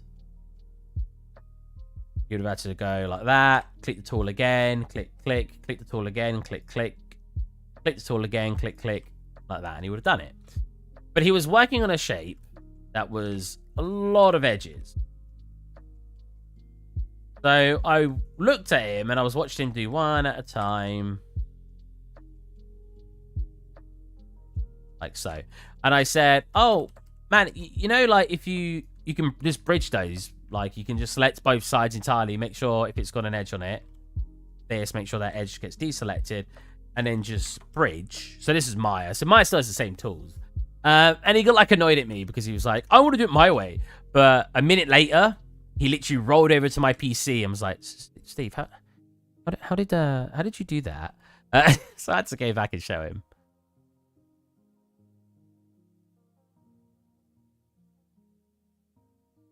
But then I was going on about, at the end of the day, if someone is doing something and it's not really cutting into their time, then it doesn't need to be pointed out how to fix it. And I said a good example of that is that I like pressing F3 and typing my commands. Not all of the commands, just some of them, like merge at center. I like writing merge and then CE and then enter, and it will say merge center. Then I can press F3 and just span that as much as I want anytime I select something. So if I select something else, I can just press it on merge center. And people will come into the chat and be like, oh, Steve, why don't you just press M and enter? I'm like, yeah, I could, but I like typing it. I don't know why, I just like typing it. It doesn't really take up much extra time because after I've typed it once, I basically have that tool saved, and I could just spam it. So yeah, pressing M would save time on that very first time I use it, but past that, it's not saving me too much extra time. So personally, I just like doing it that way.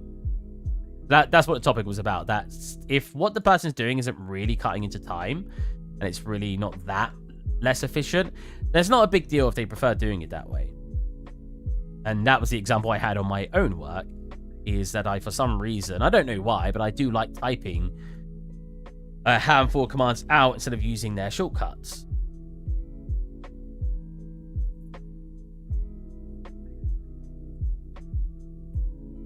Matching smile up to time anyway. Why is it turned one of them? And I was also saying that sometimes people will do stuff intentionally, like keep something low poly in their scene, and they'll say, well, no, I kept it low poly because I wanted it to be a something that a player notices, and it was supposed to not look as detailed as other things. And if you're like, well, I don't like it, that's just opinion based. That's not criticism anymore. Well, I guess it is criticism, but it's not constructive criticism. If the person has done something intentionally, it's very difficult to judge them on that intentional thing, because it's their art at the end of the day. If they want it to look that way, they want it to look that way. And it's why like I just said, I find it difficult to always judge someone's portfolio and stuff, because I don't know what was intended. I don't know if they wanted it to look a certain way, and I'm about to judge their intended design.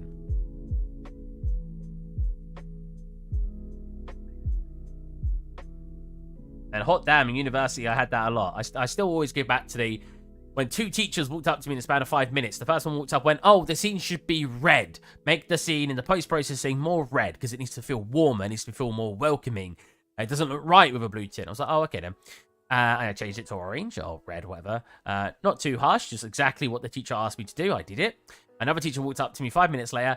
Oh, orange, look, no, that's too warm. You need to be like blue. You need to feel like cool and relaxing. Like you don't want it to be like warm. You want it to be cool because there's a fire in this thing. You want the orange to just come from the fire and everything else feel blue. And I was like, okay.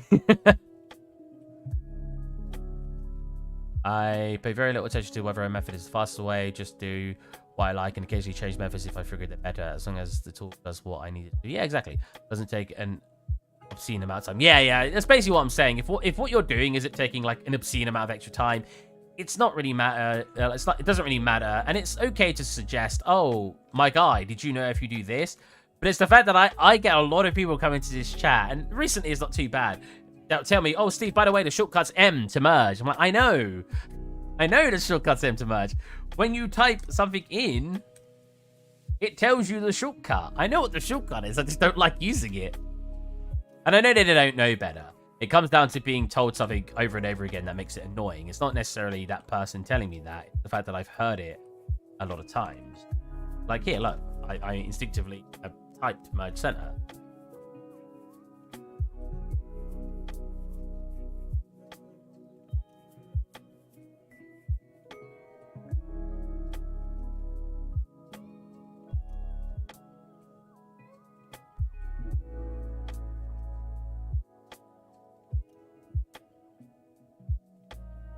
We're nearly done. I'm hoping just to get all the mats to be all the time we're done.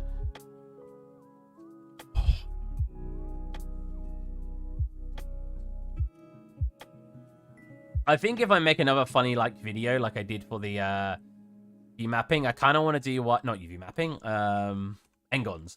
I kind of want to do one on automatic wrapping. Because automatic wrapping, it's like if I do this right, I'm wrapping them manually because automatic wrapping will do something like this. But it's so many detached things that you're going to get loads of seams in Substance Painter. And if you want to bake light maps, which you're not going to because it's a character, so you're actually not going to bake light maps. But if you did, it's going to cause a lot of problems because it means all of these will be light maps. Whereas the way I'm doing it keeps a lot more together. And I kind of want to do a video on smart unwrapping because smart unwrapping is something that quite a few people do because it saves a lot of time. But the problem is, if they're never taking their asset outside of Blender, they probably won't even realize a lot of the issues it can cause. And it's the same with Engons. Engons, you tend to won't see many issues outside inside Blender, but when you export that asset out, it's when you will experience much more of the issues.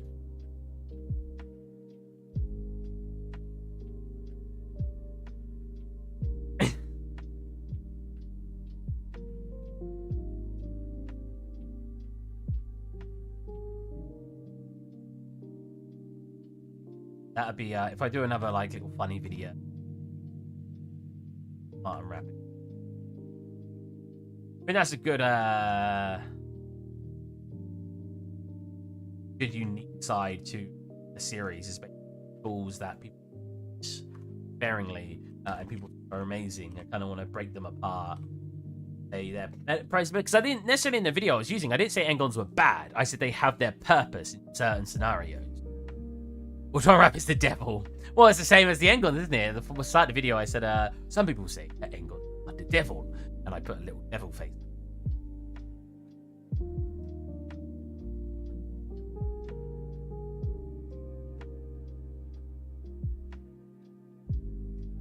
I think auto unwraps is their way to make. It looks fine. I'm like, does it look fine? Have you tested it? No. I'm like, then you don't know it looks fine. But it's quicker. I'm like, yeah. I mean, yeah, something that's automatic is always going to be quicker. Something I hear a lot from programmers who want to be like 3D artists as well. They're like, it's technical programmers or technical artists. They're like, yeah, I invented my own unwrapping system. And it's always the exact same as how Blender does it. It just takes it from different camera angles, essentially, and then it's like it kind of does an average, right? So in Blender, you can kind of see what it's doing.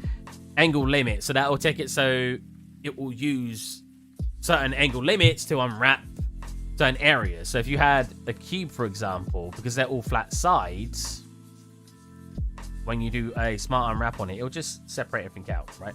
These will be all separated because it's so flat that it's going to do that. But if you were to do something like this and do it. But I actually did it quite well. It's like done it from the top. Do you see that? Oh, it's no way. Is that connected as one shape? Oh wow, that was actually a pretty good way of doing it. But it like that will do it from the angle. So if we actually, so it's done it from the top angle and the bottom angle. If I only had it like 20%, it should separate them all out.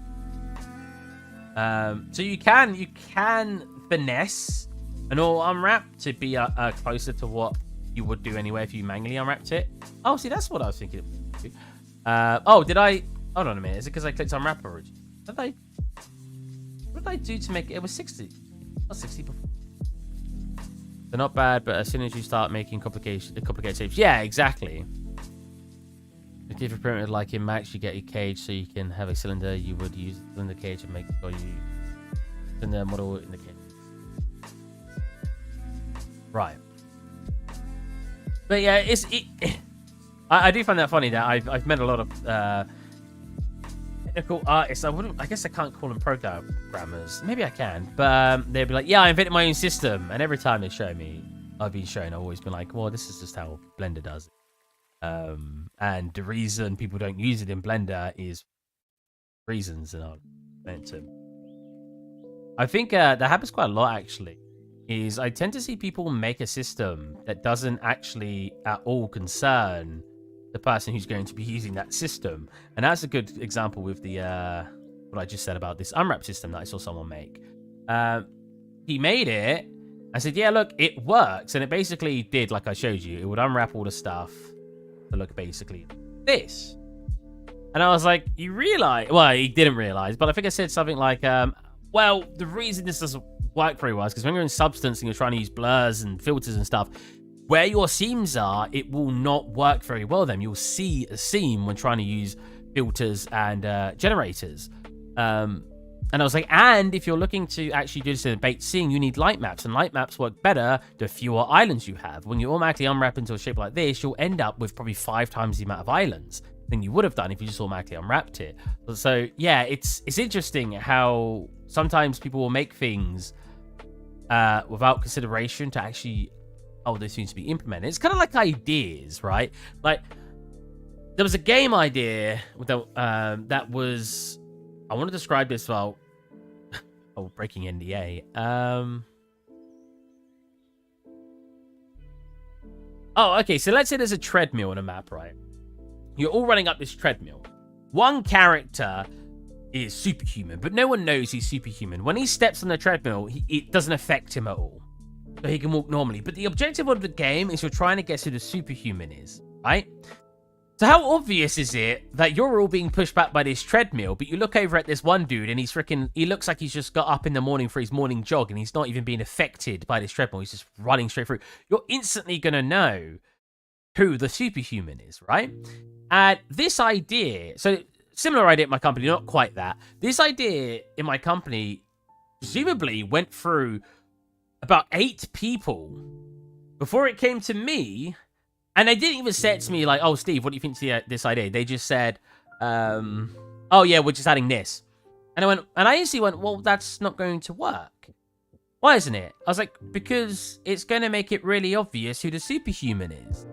And they literally went, oh, yeah. And it's very interesting how some people will solely think of the one mechanic, but not think about how that interacts with the game. And it's the same with what I just said about the UV mapping. People will think about one tool, but not think about how it interacts with everything else. It's one of the guys that get affected by the treadmill, right? Yeah. So the superhuman doesn't get affected by the treadmill. So basically, it would make it really obvious who the superhuman is because he's the only one not being pushed back by the treadmill. Now, you could, if you weren't playing on keyboard where you've only got an analog input, you had a joystick, you might be able to finesse it and make it look like it's affecting you. Oh, sorry.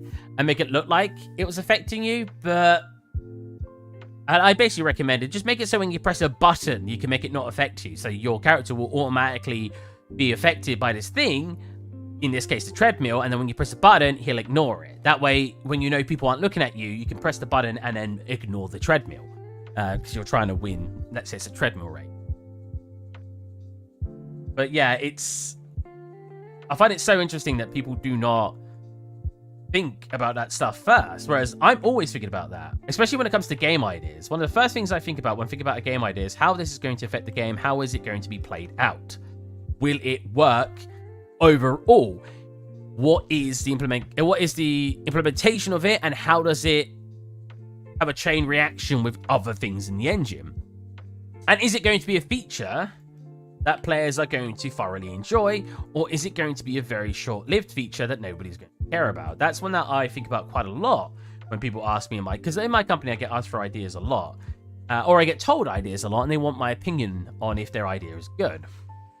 And yeah, a lot of times I have to say, I mean, it's not a bad idea, but I don't think it's something that even needs to be in, because a player is going to do that for 2 seconds, it's like flushing a toilet in a video game, right?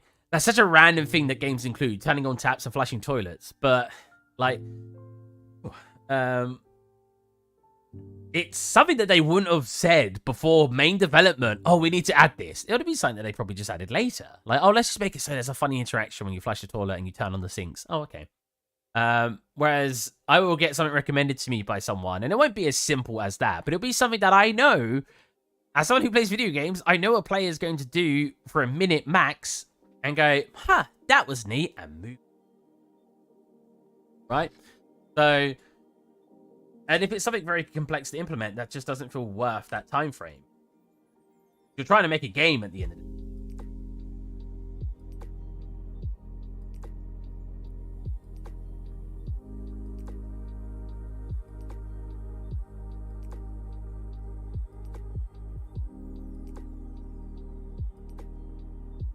That's everything. Bridge. Back. Back island.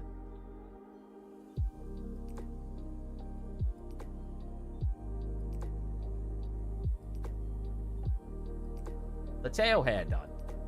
Lastly, we just want to do the tail itself, and we're just going to subdivide it a bunch. Again, I'm not mostly. That looks good. I think we'll need a couple of cuts in it. I mean, we can quickly check how it averages. Yeah, because I'll keep these as one texture. Find them. So the tail and tail hair will have as one texture, and that could be a whole different material element.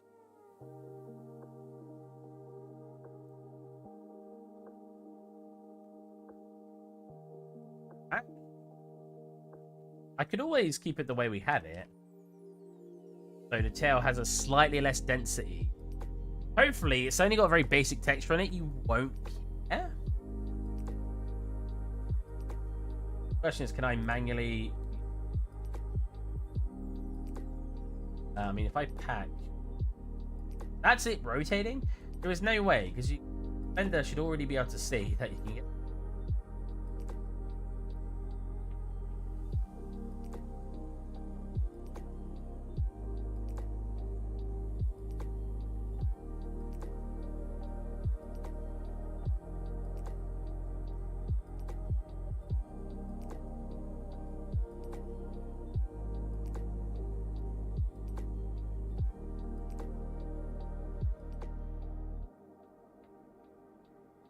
I always say the programmers I work with at the moment are so lovely.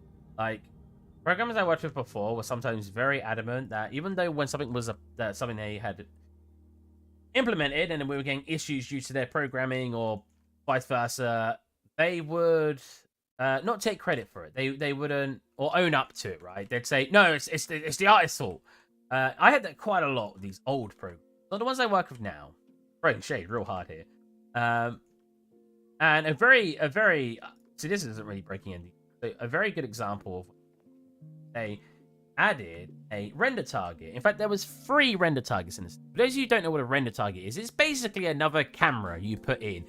And then you try to do something with it, like make a mini-map, for example, or make a screen that shows the camera from there, kind of looking like it's a setup camera to look like a replay, right?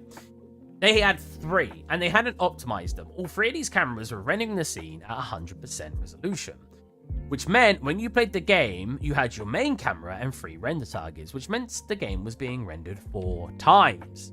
And the performance dropped, obviously, to about 20 to 15 Yes. And then when they looked at GPU profiling, it said, oh, you're losing 25 ms due to graphics. Without any further review, they were like, so it's the artist's fault. Artist's fault, it's the artist's fault. And me and the person I work with got blamed for it. And I had to literally get an old programmer who works at the company to come in, because I showed him the stats. So I went, it's being caused by the render targets. I literally told him what it was. I investigated myself, because I didn't add these render targets, it was them. I investigated myself, and I found out what was causing it, and I told them, it's the render targets, guys. You need to reduce render targets. I can't make an optimized scene if we're rendering it 4 times over. That's very, very difficult. And they didn't believe me, and they kept saying it was my fault. A lot of people got involved. My boss got involved, and he agreed with the programmers. So I eventually had to get a old programmer who used to work at the company. He was a good friend of mine, or well, we were friendly with each other anyway. He had to come in. He reviewed it himself, and he said, guys, because they all knew him, he's like, guys, Steve's right. It's render targets. You guys need to sort out the render targets, either reduce how much information you're drawing in, or find a better solution. And after all that trouble, the artist I work with got so frustrated, and for good reason. And after all that trouble, they finally fixed it. They found a better solution. I had the same thing happen with these new programmers, because they didn't have this whole palaver didn't happen with them. Didn't have this whole situation where I had to tell them render targets. They put in some render targets because they wanted to render map. I said to them, you've reduced the rendering by, you've increased the demand by double now. I looked at it. Like, so when I was only getting 8 ms, which is a good amount of ms, I'm now getting 16. So it's half, it's terrible. The optimization is pretty bad. And they were super nice about it. It was like, oh, I didn't even think about that. And they, in a day, found a solution that doesn't even need to use a render target. And it doesn't at all eat up GPU rendering at all now. And they apologized for it, because they said it didn't cross their mind that it was going to affect that.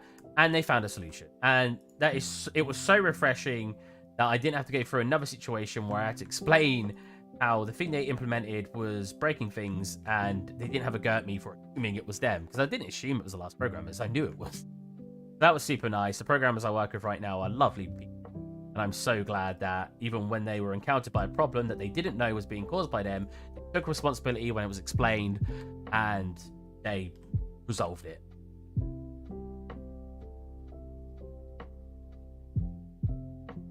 The thing is, it's very difficult for an artist to affect the programmer's work.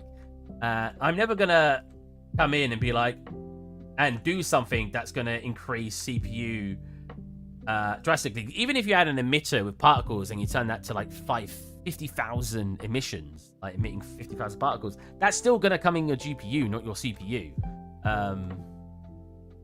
So yeah, it's very difficult to do something that's going to affect the programmers my end.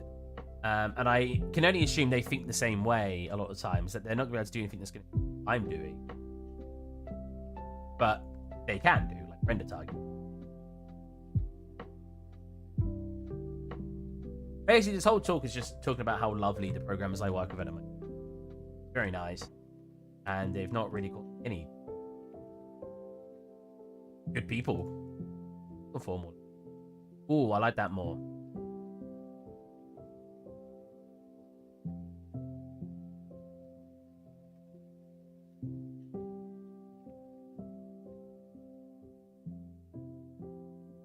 So the reason I was doing this manually a little, unwrap was okay. 2D cast sort of a lot. Now what I can do is scale this up, and we've just increased. I don't know how much percentage it was, but we've increased how much resolution we now have on our asset, which is so. Tail done. We need this to have a separate material on it, which is good. I should be able to export this whole guy now. Now, I haven't exported this guy in a very long time, so I don't know how well this is going to work. Get rid of all the stuff that I don't want to attach to him. Oh, I've got the ears as well. Hold on a minute. So these I kind of still want to attach to here, so I might have to remove these, because I think I'll just... so first of all, duplicate. Not the best ear hair.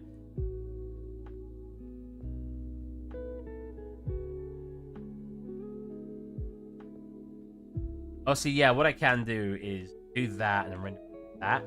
So we have a normal map to work with.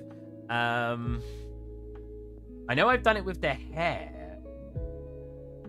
Oh, I just substance designer. Whoops. Sides of the head. One day I'll get to get doctors.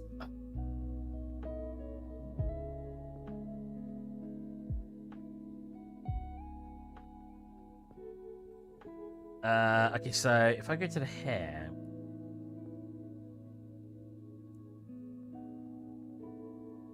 Yeah, I've got SM underscore hair high poly, so I've got that as a separate mesh. Does that mean the hair isn't affected by this? Oh, that's very... Because I learned in my Canon model that if I have a high poly assigned, I still need to export the other parts as the low poly for it to make the low poly onto it. So I probably want to do that. Oh, that looks terrible. So what we want to do... So I have a high poly of the hair. I assume the high poly is me subdivide, right? So if I combine the... Apply that... Hopefully that... I optimize it a bit more, but... I mean, if I keep it at 0... Nah, see, the shape just gets... I'd have to optimize. But that's fine. Hair's mostly the same. Probably here's. So I'm going to select this and this. Now that they're combined, we... So, unwrap these. Should be able to just unwrap them. Got a lot of overlapping.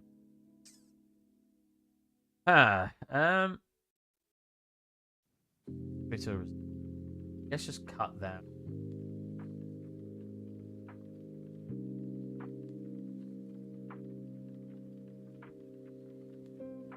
Oh, the mirror never happened.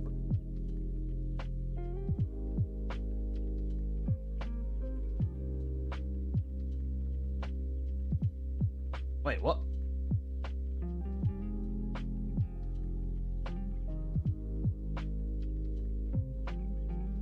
What?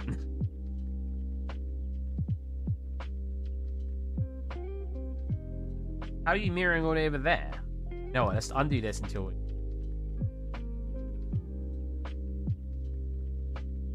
Oh, I can't undo it. Why is it not unwrapping? Separate. Asian, which one in the middle here. If I were to mirror it...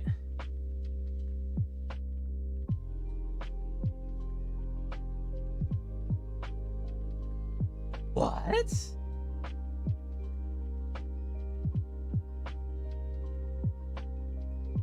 Its mirror point should be here.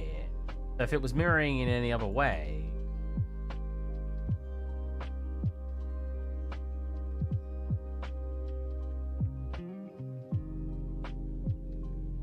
Very confused.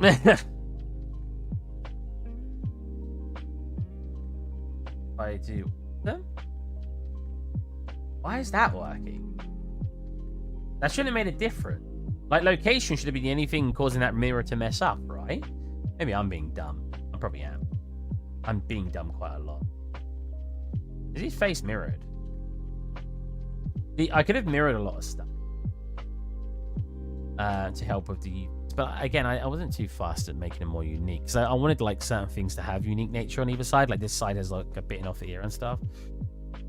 I assume it's supposed to be, like, bitten off. All right, so if we average... It is going to break the hair when we import it.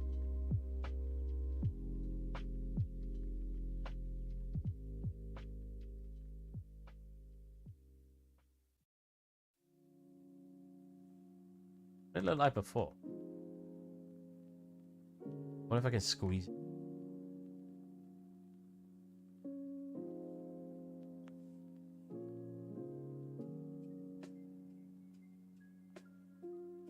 These are pretty chunky. Need a decent room for them.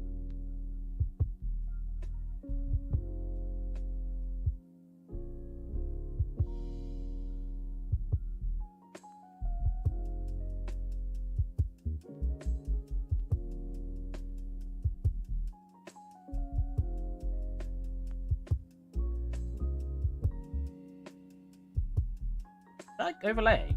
That's good.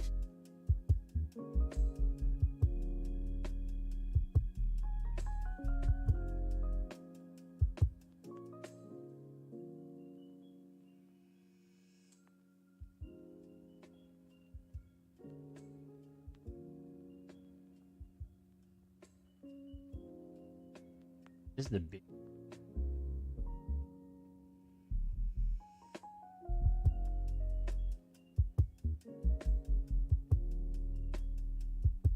Diagonally. Okay. No, apparently not. Did it?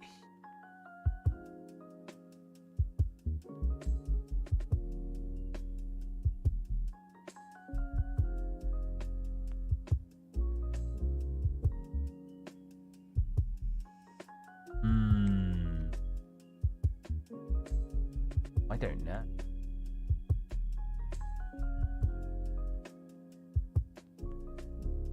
It looks like we can get.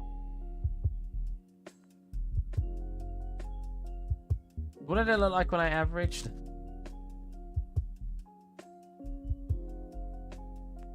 To be fair, it looks pretty good. We've got all this like dead space here, but what are you gonna do? So I should theoretically hide all this. Now I want this stuff added, like I said, noise, but and I think as long as let's export it as a separate mesh, but I think I just save it. I should be able to export that as he isn't it? Hamlin character. So what have we got in here? Whole body, head, eyes. So we're gonna just call it whole body. I'm not gonna call it low poly or high poly. We're just gonna call it that. Again, I haven't tested this in a while. I don't know if there's any loopholes I had to go through to get this to work originally. Loopholes? Any holes? Any hoops we had to go through? Like originally.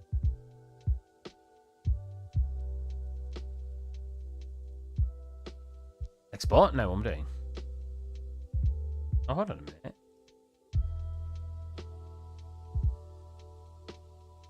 Oh, his eyes aren't baked. Why is that? What happened if I baked them?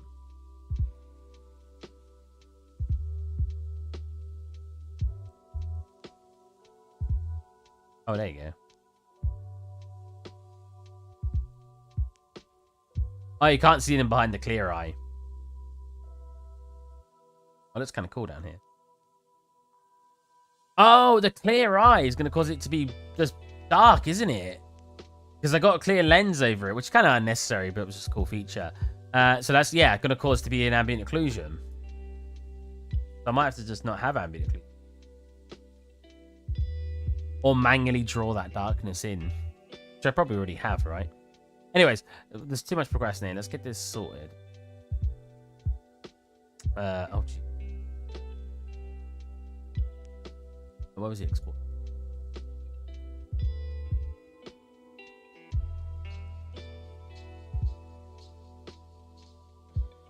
I can just delete it if it doesn't work. So it should come in with an extra material. And everything else should still be fine. No, his hair should be messed up. Cool. But everything else other than the hair should be fine. And he should have a separate tail. Nice! That worked perfectly. So now we just need to go hair. So I need a separate export that goes in here. That doesn't have his hair attached. So that way it can bake all the ambient occlusion we need. So if we come into here now. With the hair. The bald man.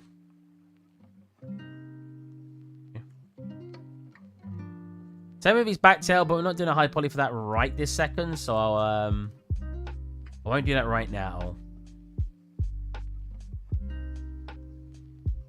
Whole body with tail, and we'll have this one as whole body with tail. No. What? So the reason we have that separate is when we bake in here, I want the hair to still, because that's a high poly hair here. I want that hair to still bake high poly. Oh, hold on a minute. I need to do a new export for that as well. The reason I need to do an export for that is because we've got this hair. If this hair doesn't exist, it won't bake anything. So I believe all I did was subdivide it.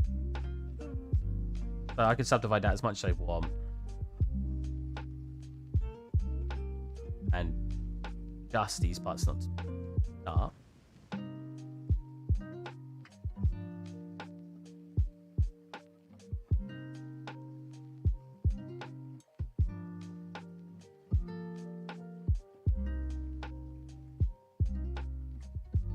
Cool. So keep that at 3.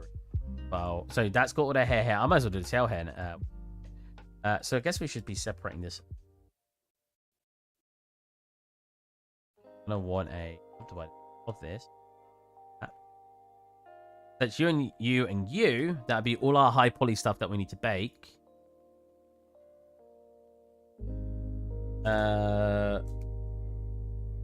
All hair.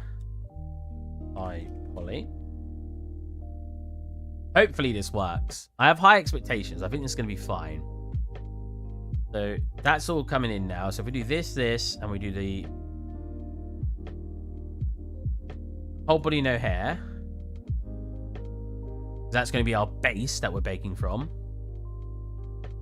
Then we need our just the hair, because that would be the separate components. Now they're going to be baked together as one, and that would be basically like having the entire shape, and that should give the hair, so we'll just bake the hair. That should give the hair shadows from the head. So the bottom of the hair should have shadows on it. And now it should also have the high poly baked hat.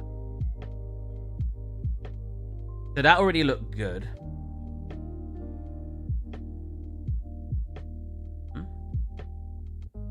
Yes, that looks like it's working pretty well.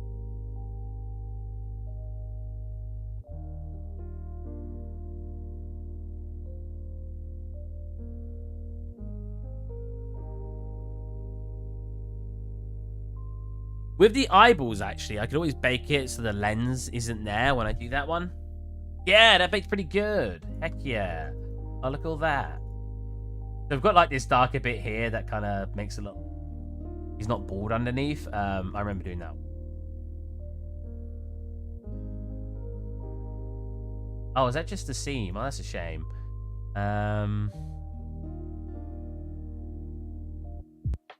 Very hard to fit. So we'll leave it like that. What's the tail look like? So if we get the hair on here. Oh, so we just copy everything. Then we go to new material. Oh. Paste all that in here. So we obviously don't want it on here. So wait, this isn't being baked yet. So bake that as well. So we need the whole body because we need a shadow to be generated here when it connects to him. So we know that's working if we see the ambient occlusion, generate a shadow here. And it does. Perfect. Excited that it's working. I'm getting better at having separate components being baked into one thing. Because it's one of those things that you kind of need to think about as you're doing it and hope it just kind of works at the end stage. So the tail's not supposed to be this color. This part is. So that looks pretty good. But this part's supposed to be skin. So if we go into here. I don't know what these are. That was just manually selected. If we go into here. White mask. I want to do a white mask because there's only one area I've got disconnect tail, but there's loads of areas here that I'd have to disconnect for that part. So we've got all these edge highlighty bits really, really well. I would probably want something to be generated here, right? To help. Oh, you know what? Or to reverse, make the tips slightly a different color. I think would look really, really nice. Oh, let me just do that. What shortcut did I do to do that? F4. I was supposed to be pressing 4. We'll do that. Then we want skin. You guys have been real quiet. I hope you've just been enjoying what I'm doing. I don't have to answer any questions, though. Have I got anything else I need to care about, though?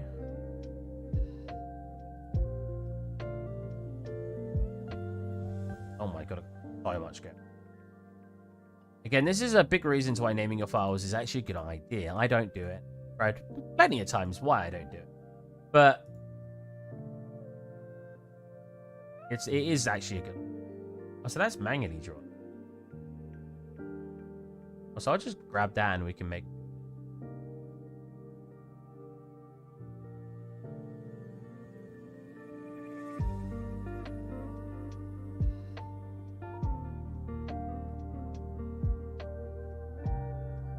Have a separate file.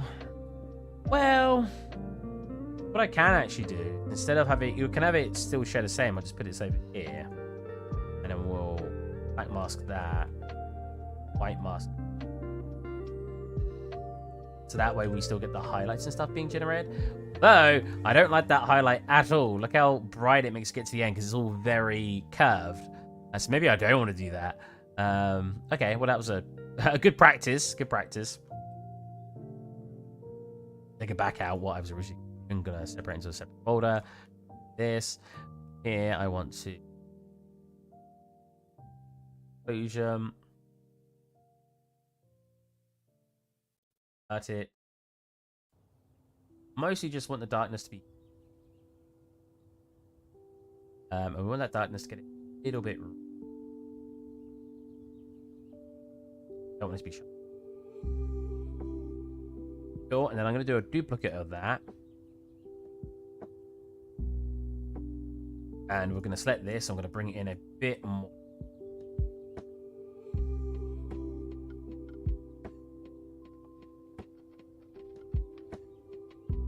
Bit dark. That part. That, I think I want to slightly reduce. Back. Put off.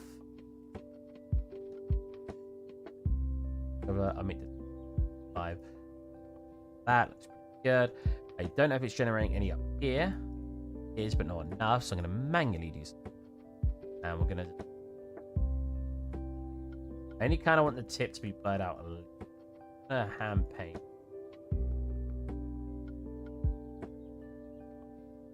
Blur that out. Add. Multiply. Yeah, make that like that. Levels, and then I'll. Someone's. Okay.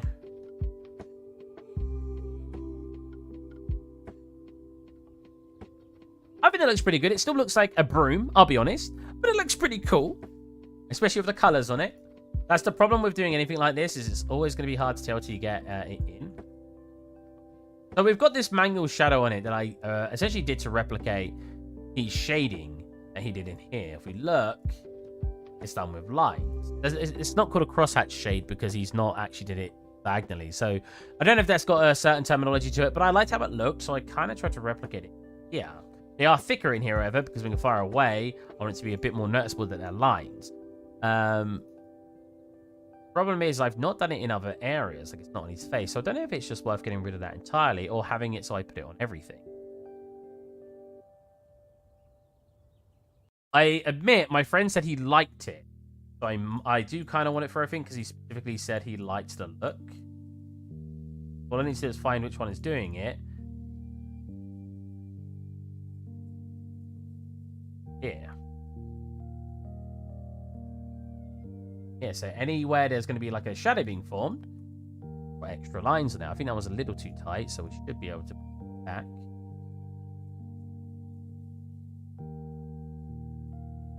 Oh, right. Right? Yeah, because I cloud it more. If I say please. I think I need to contrast it more.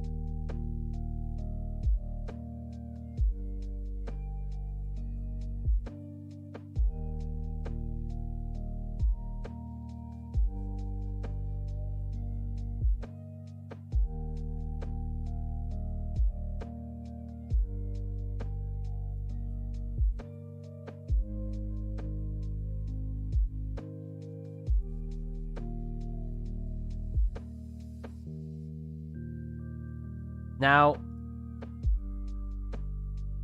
doesn't look quite right on the head, right? Maybe I should already be... So, the head isn't being generated with the hair by the looks of it. So if we go actually to the head and we do another bake... I don't know if is the hair working off of a bake already?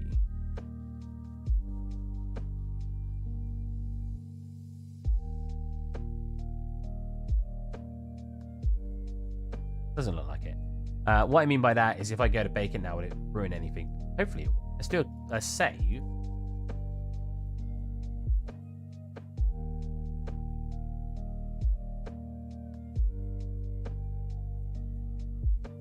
Oh, yeah, because I put that hair in his ear, but I haven't baked anything on the head yet, so of course there's not going to be any shadows for it.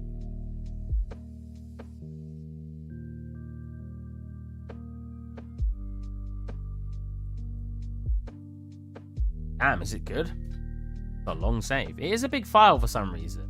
I know it's separated into a bunch of components, but there's not like a bunch of textures, I think, being attached to it. I'm confused why it's quite big.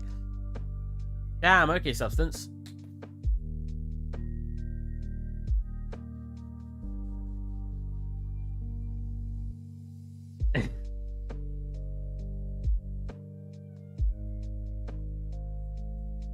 Oh, yeah, at the start of the stream, I got like a weight loss email. I was like, hold on a minute. It was in my focus file folder as well. Candle.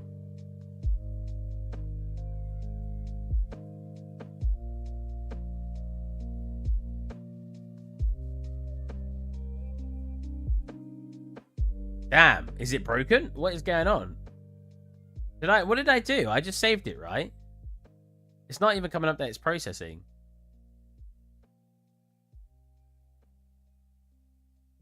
Alright, make it cool, man. I don't know if it's crashed because it's not using up any processing. Do I close it and reopen? Oh! Jesus. Is that from the save or from clicking bake mesh? Let's come back. What do you mean? You came back as soon as it started, as soon as it got fixed? So this should hopefully rebake his head, and it will have the shadow from that hair now.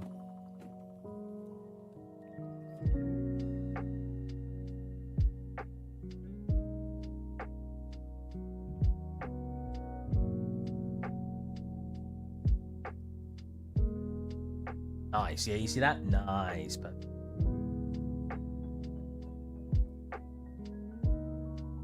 his tail! He's got his tail!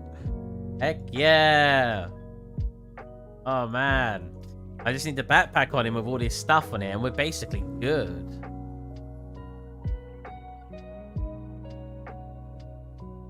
I'm very chuffed with how this looks. He looks so cool. So, because I've got it in the Unreal Engine, I'd like to export it with everything attached.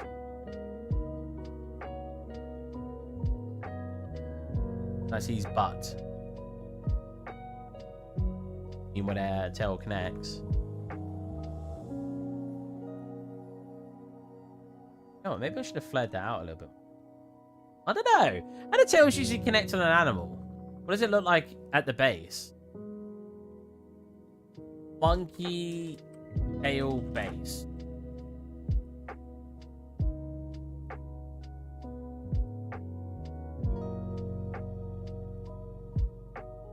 Hey, my asset updated in the Unreal Engine.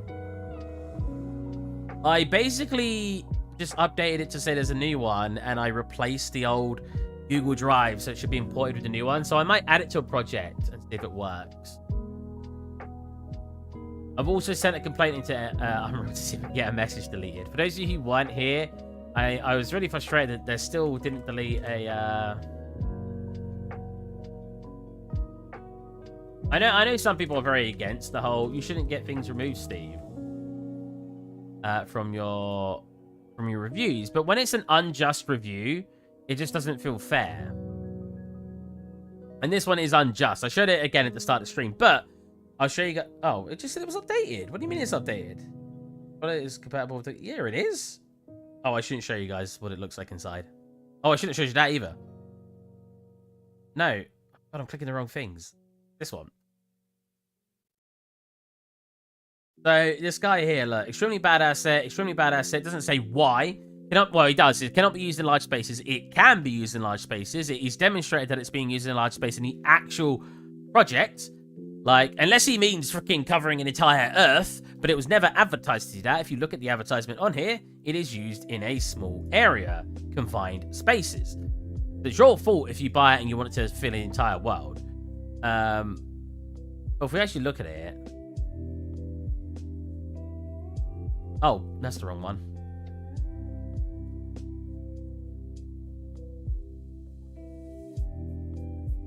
Where is it?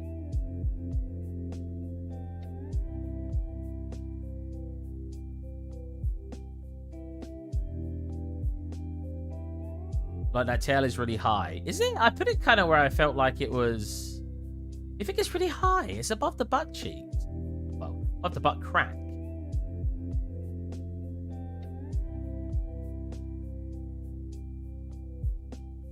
Like, his butt crack will start just sort of around here. It's above that. Yeah, pretty much moderate. Bad asset because I'm dumb and I don't know how to use it. Exactly. It's pretty much what I said earlier. I get what you mean. It does feel high, but I think that's right. Hey, I mean, let's go look at a monkey. Maybe I should have looked at reference when I did it. I mean, I looked at his R, and if we look at his R, let's see his concept. Let's see how far up it looks on the... I don't think I'm going to change it now anyway, because it's unbothered. Oh, it's hard to see, isn't it? It was a complete guess. Like, a tail comes from top of your butt crack. Yeah, and that is kind of top of the butt crack. He's got very big pants on, so the butt crack starts about here. That's what this whole dent is. It's like the end of the back, start the butt crack.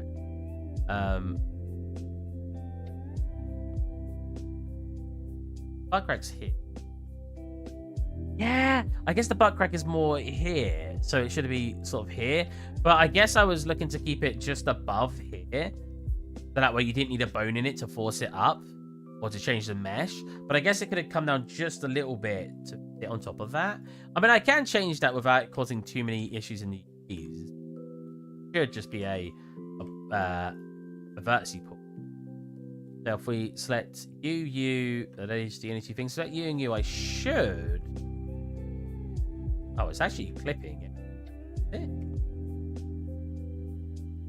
Why does it clip on one side? Huh? Tail should be straight. Is the tail not straight?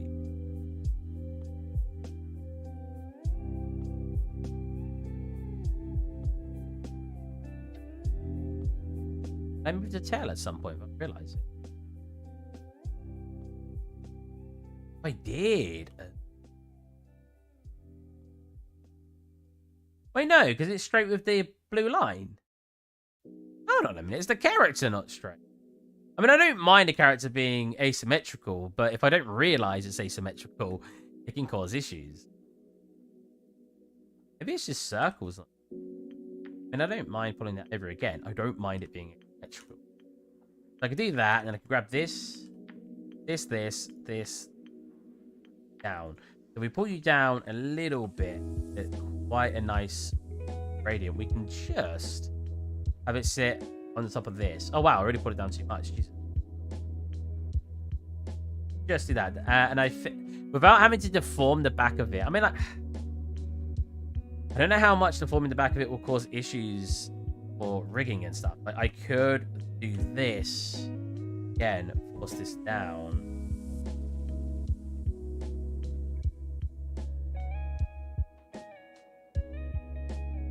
Here, right?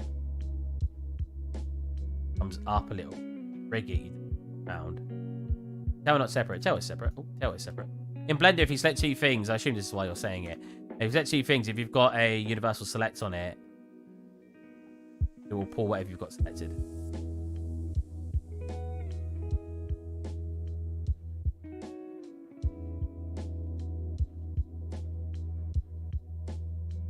I've put the whole tail down when I did that. Maybe I should have. You know what? I think I should have.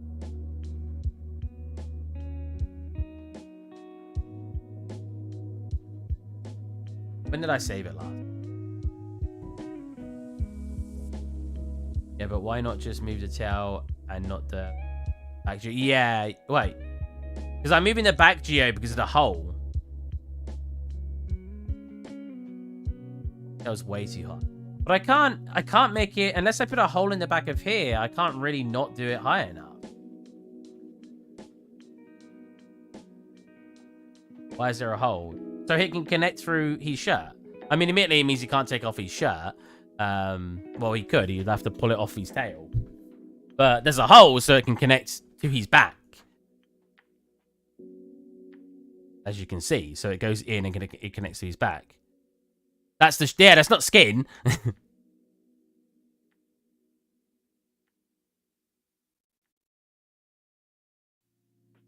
In the shorts. But that's not what they usually look like. Being someone who's looked at a lot of animal characters, they usually just have a hole in the shirt. Being a hole in their shorts means that's like incredibly low down. That means I'd have it here. And it means I'll have to make proper geo. It just seems way more convenient doing it in the shirt. And I don't think it's that far off if I just pull the shirt down a little bit. And we just do a gap here.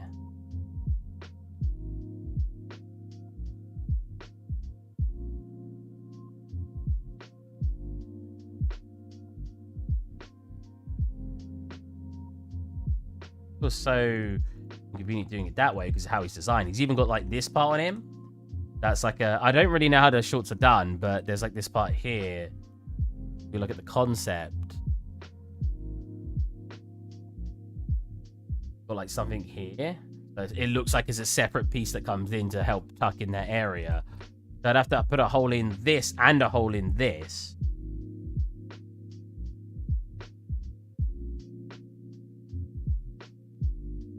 This one actually... Oh, no.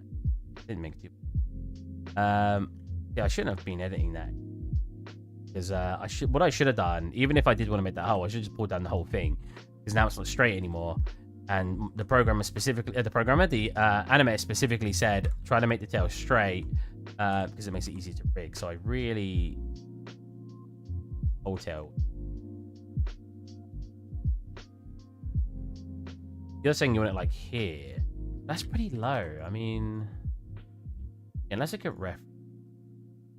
You're sending me. Alpha. Oh wow, I'm not seeing. I thought that was going to show me yeah, that looks like it's going straight up into his butt. I want to look at a real monkey. Well, no, it shouldn't even be a monkey, but anything I can think of right now. Theirs is really low down, though. Theirs is, like, not coming from... Like, theirs is, like, look. Which I don't want it like that at all. Because the character doesn't look like it's like that. So I want more of a lizard. Kind of hard. You don't have a lizard that stands up like a human. No, because, yeah, lizards are the same way, right? I want it to come out the back. Like, there you go. Even tail... Not coming up.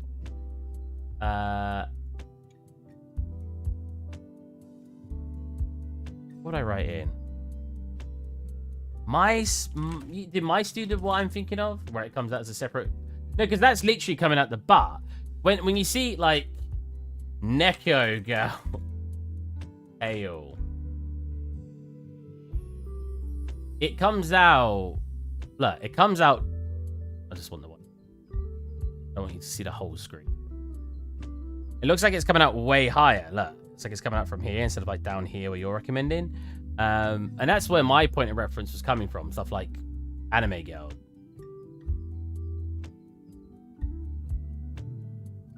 Like, look at this one.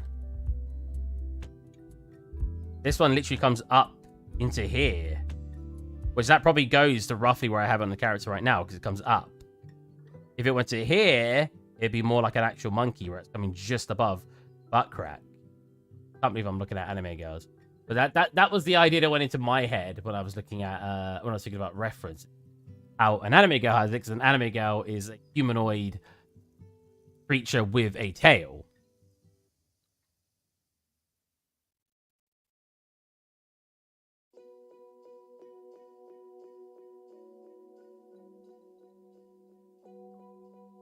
there are some on here that are lower as well. There's like a mixture of both. Yeah, I know he is, but I'll be honest, I didn't think of Stuart Little. I thought of anime girls. Or Neko girls. I mean, these are literally humanoid. Like, they're not even humanoid cats. They are people with tails. When it comes to Neko girls. Or cat girls, sorry. I don't mind having it lower, but it just seems so unnecessary because when you see him in an animation, I'm probably not even going to have it showing from the back, really. I feel like it's just good enough having it like, because you basically want it like here. He's got big pants on. He's but probably like here, right? And he's just got thin legs coming down here because you can tell his legs are quite thin here. They're like hero pants.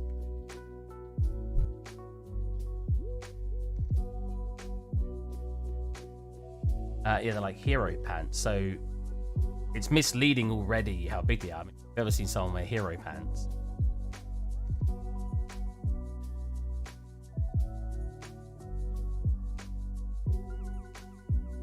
They're not hero pants. I want like the jester pants, really puffed out. These aren't even close to what I'm looking for. I guess they're not called hero pants, but my friends used to call them hero pants. But then I've just got to add loads of extra stuff to the geometry. So I feel like it's just a whole unnecessary addition to make it more anatomically, whatever. Make it more appropriate to the anatomy, where I don't think it's going to be that much cared about.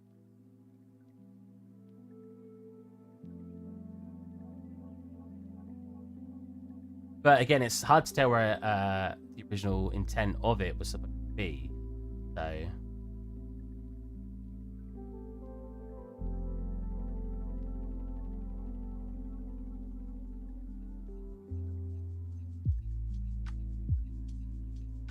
But I think at best I'll do a compromise again between and just... Then we're not actually editing any geometry, so we... Ooh. So it doesn't need to be... We're just... I feel like that's the best compromise. Because then I won't have to retexture anything.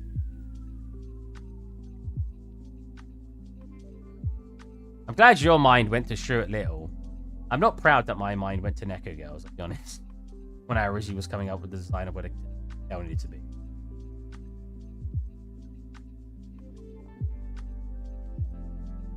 That probably doesn't even need to be a mesh. If I wanted the hole in the shirt, I probably should have just done it as a alpha mark. Anyways, I'm going to call it a day. Maybe I'll look into it and see if I do want it lower. We'll see. I can actually delete a lot of stuff down here. Don't see it. I hope you guys enjoyed the stream. I'm going to go have dinner. I'm having lasagna today. And I will catch you guys next. Oh, my boss is messaging. Bye.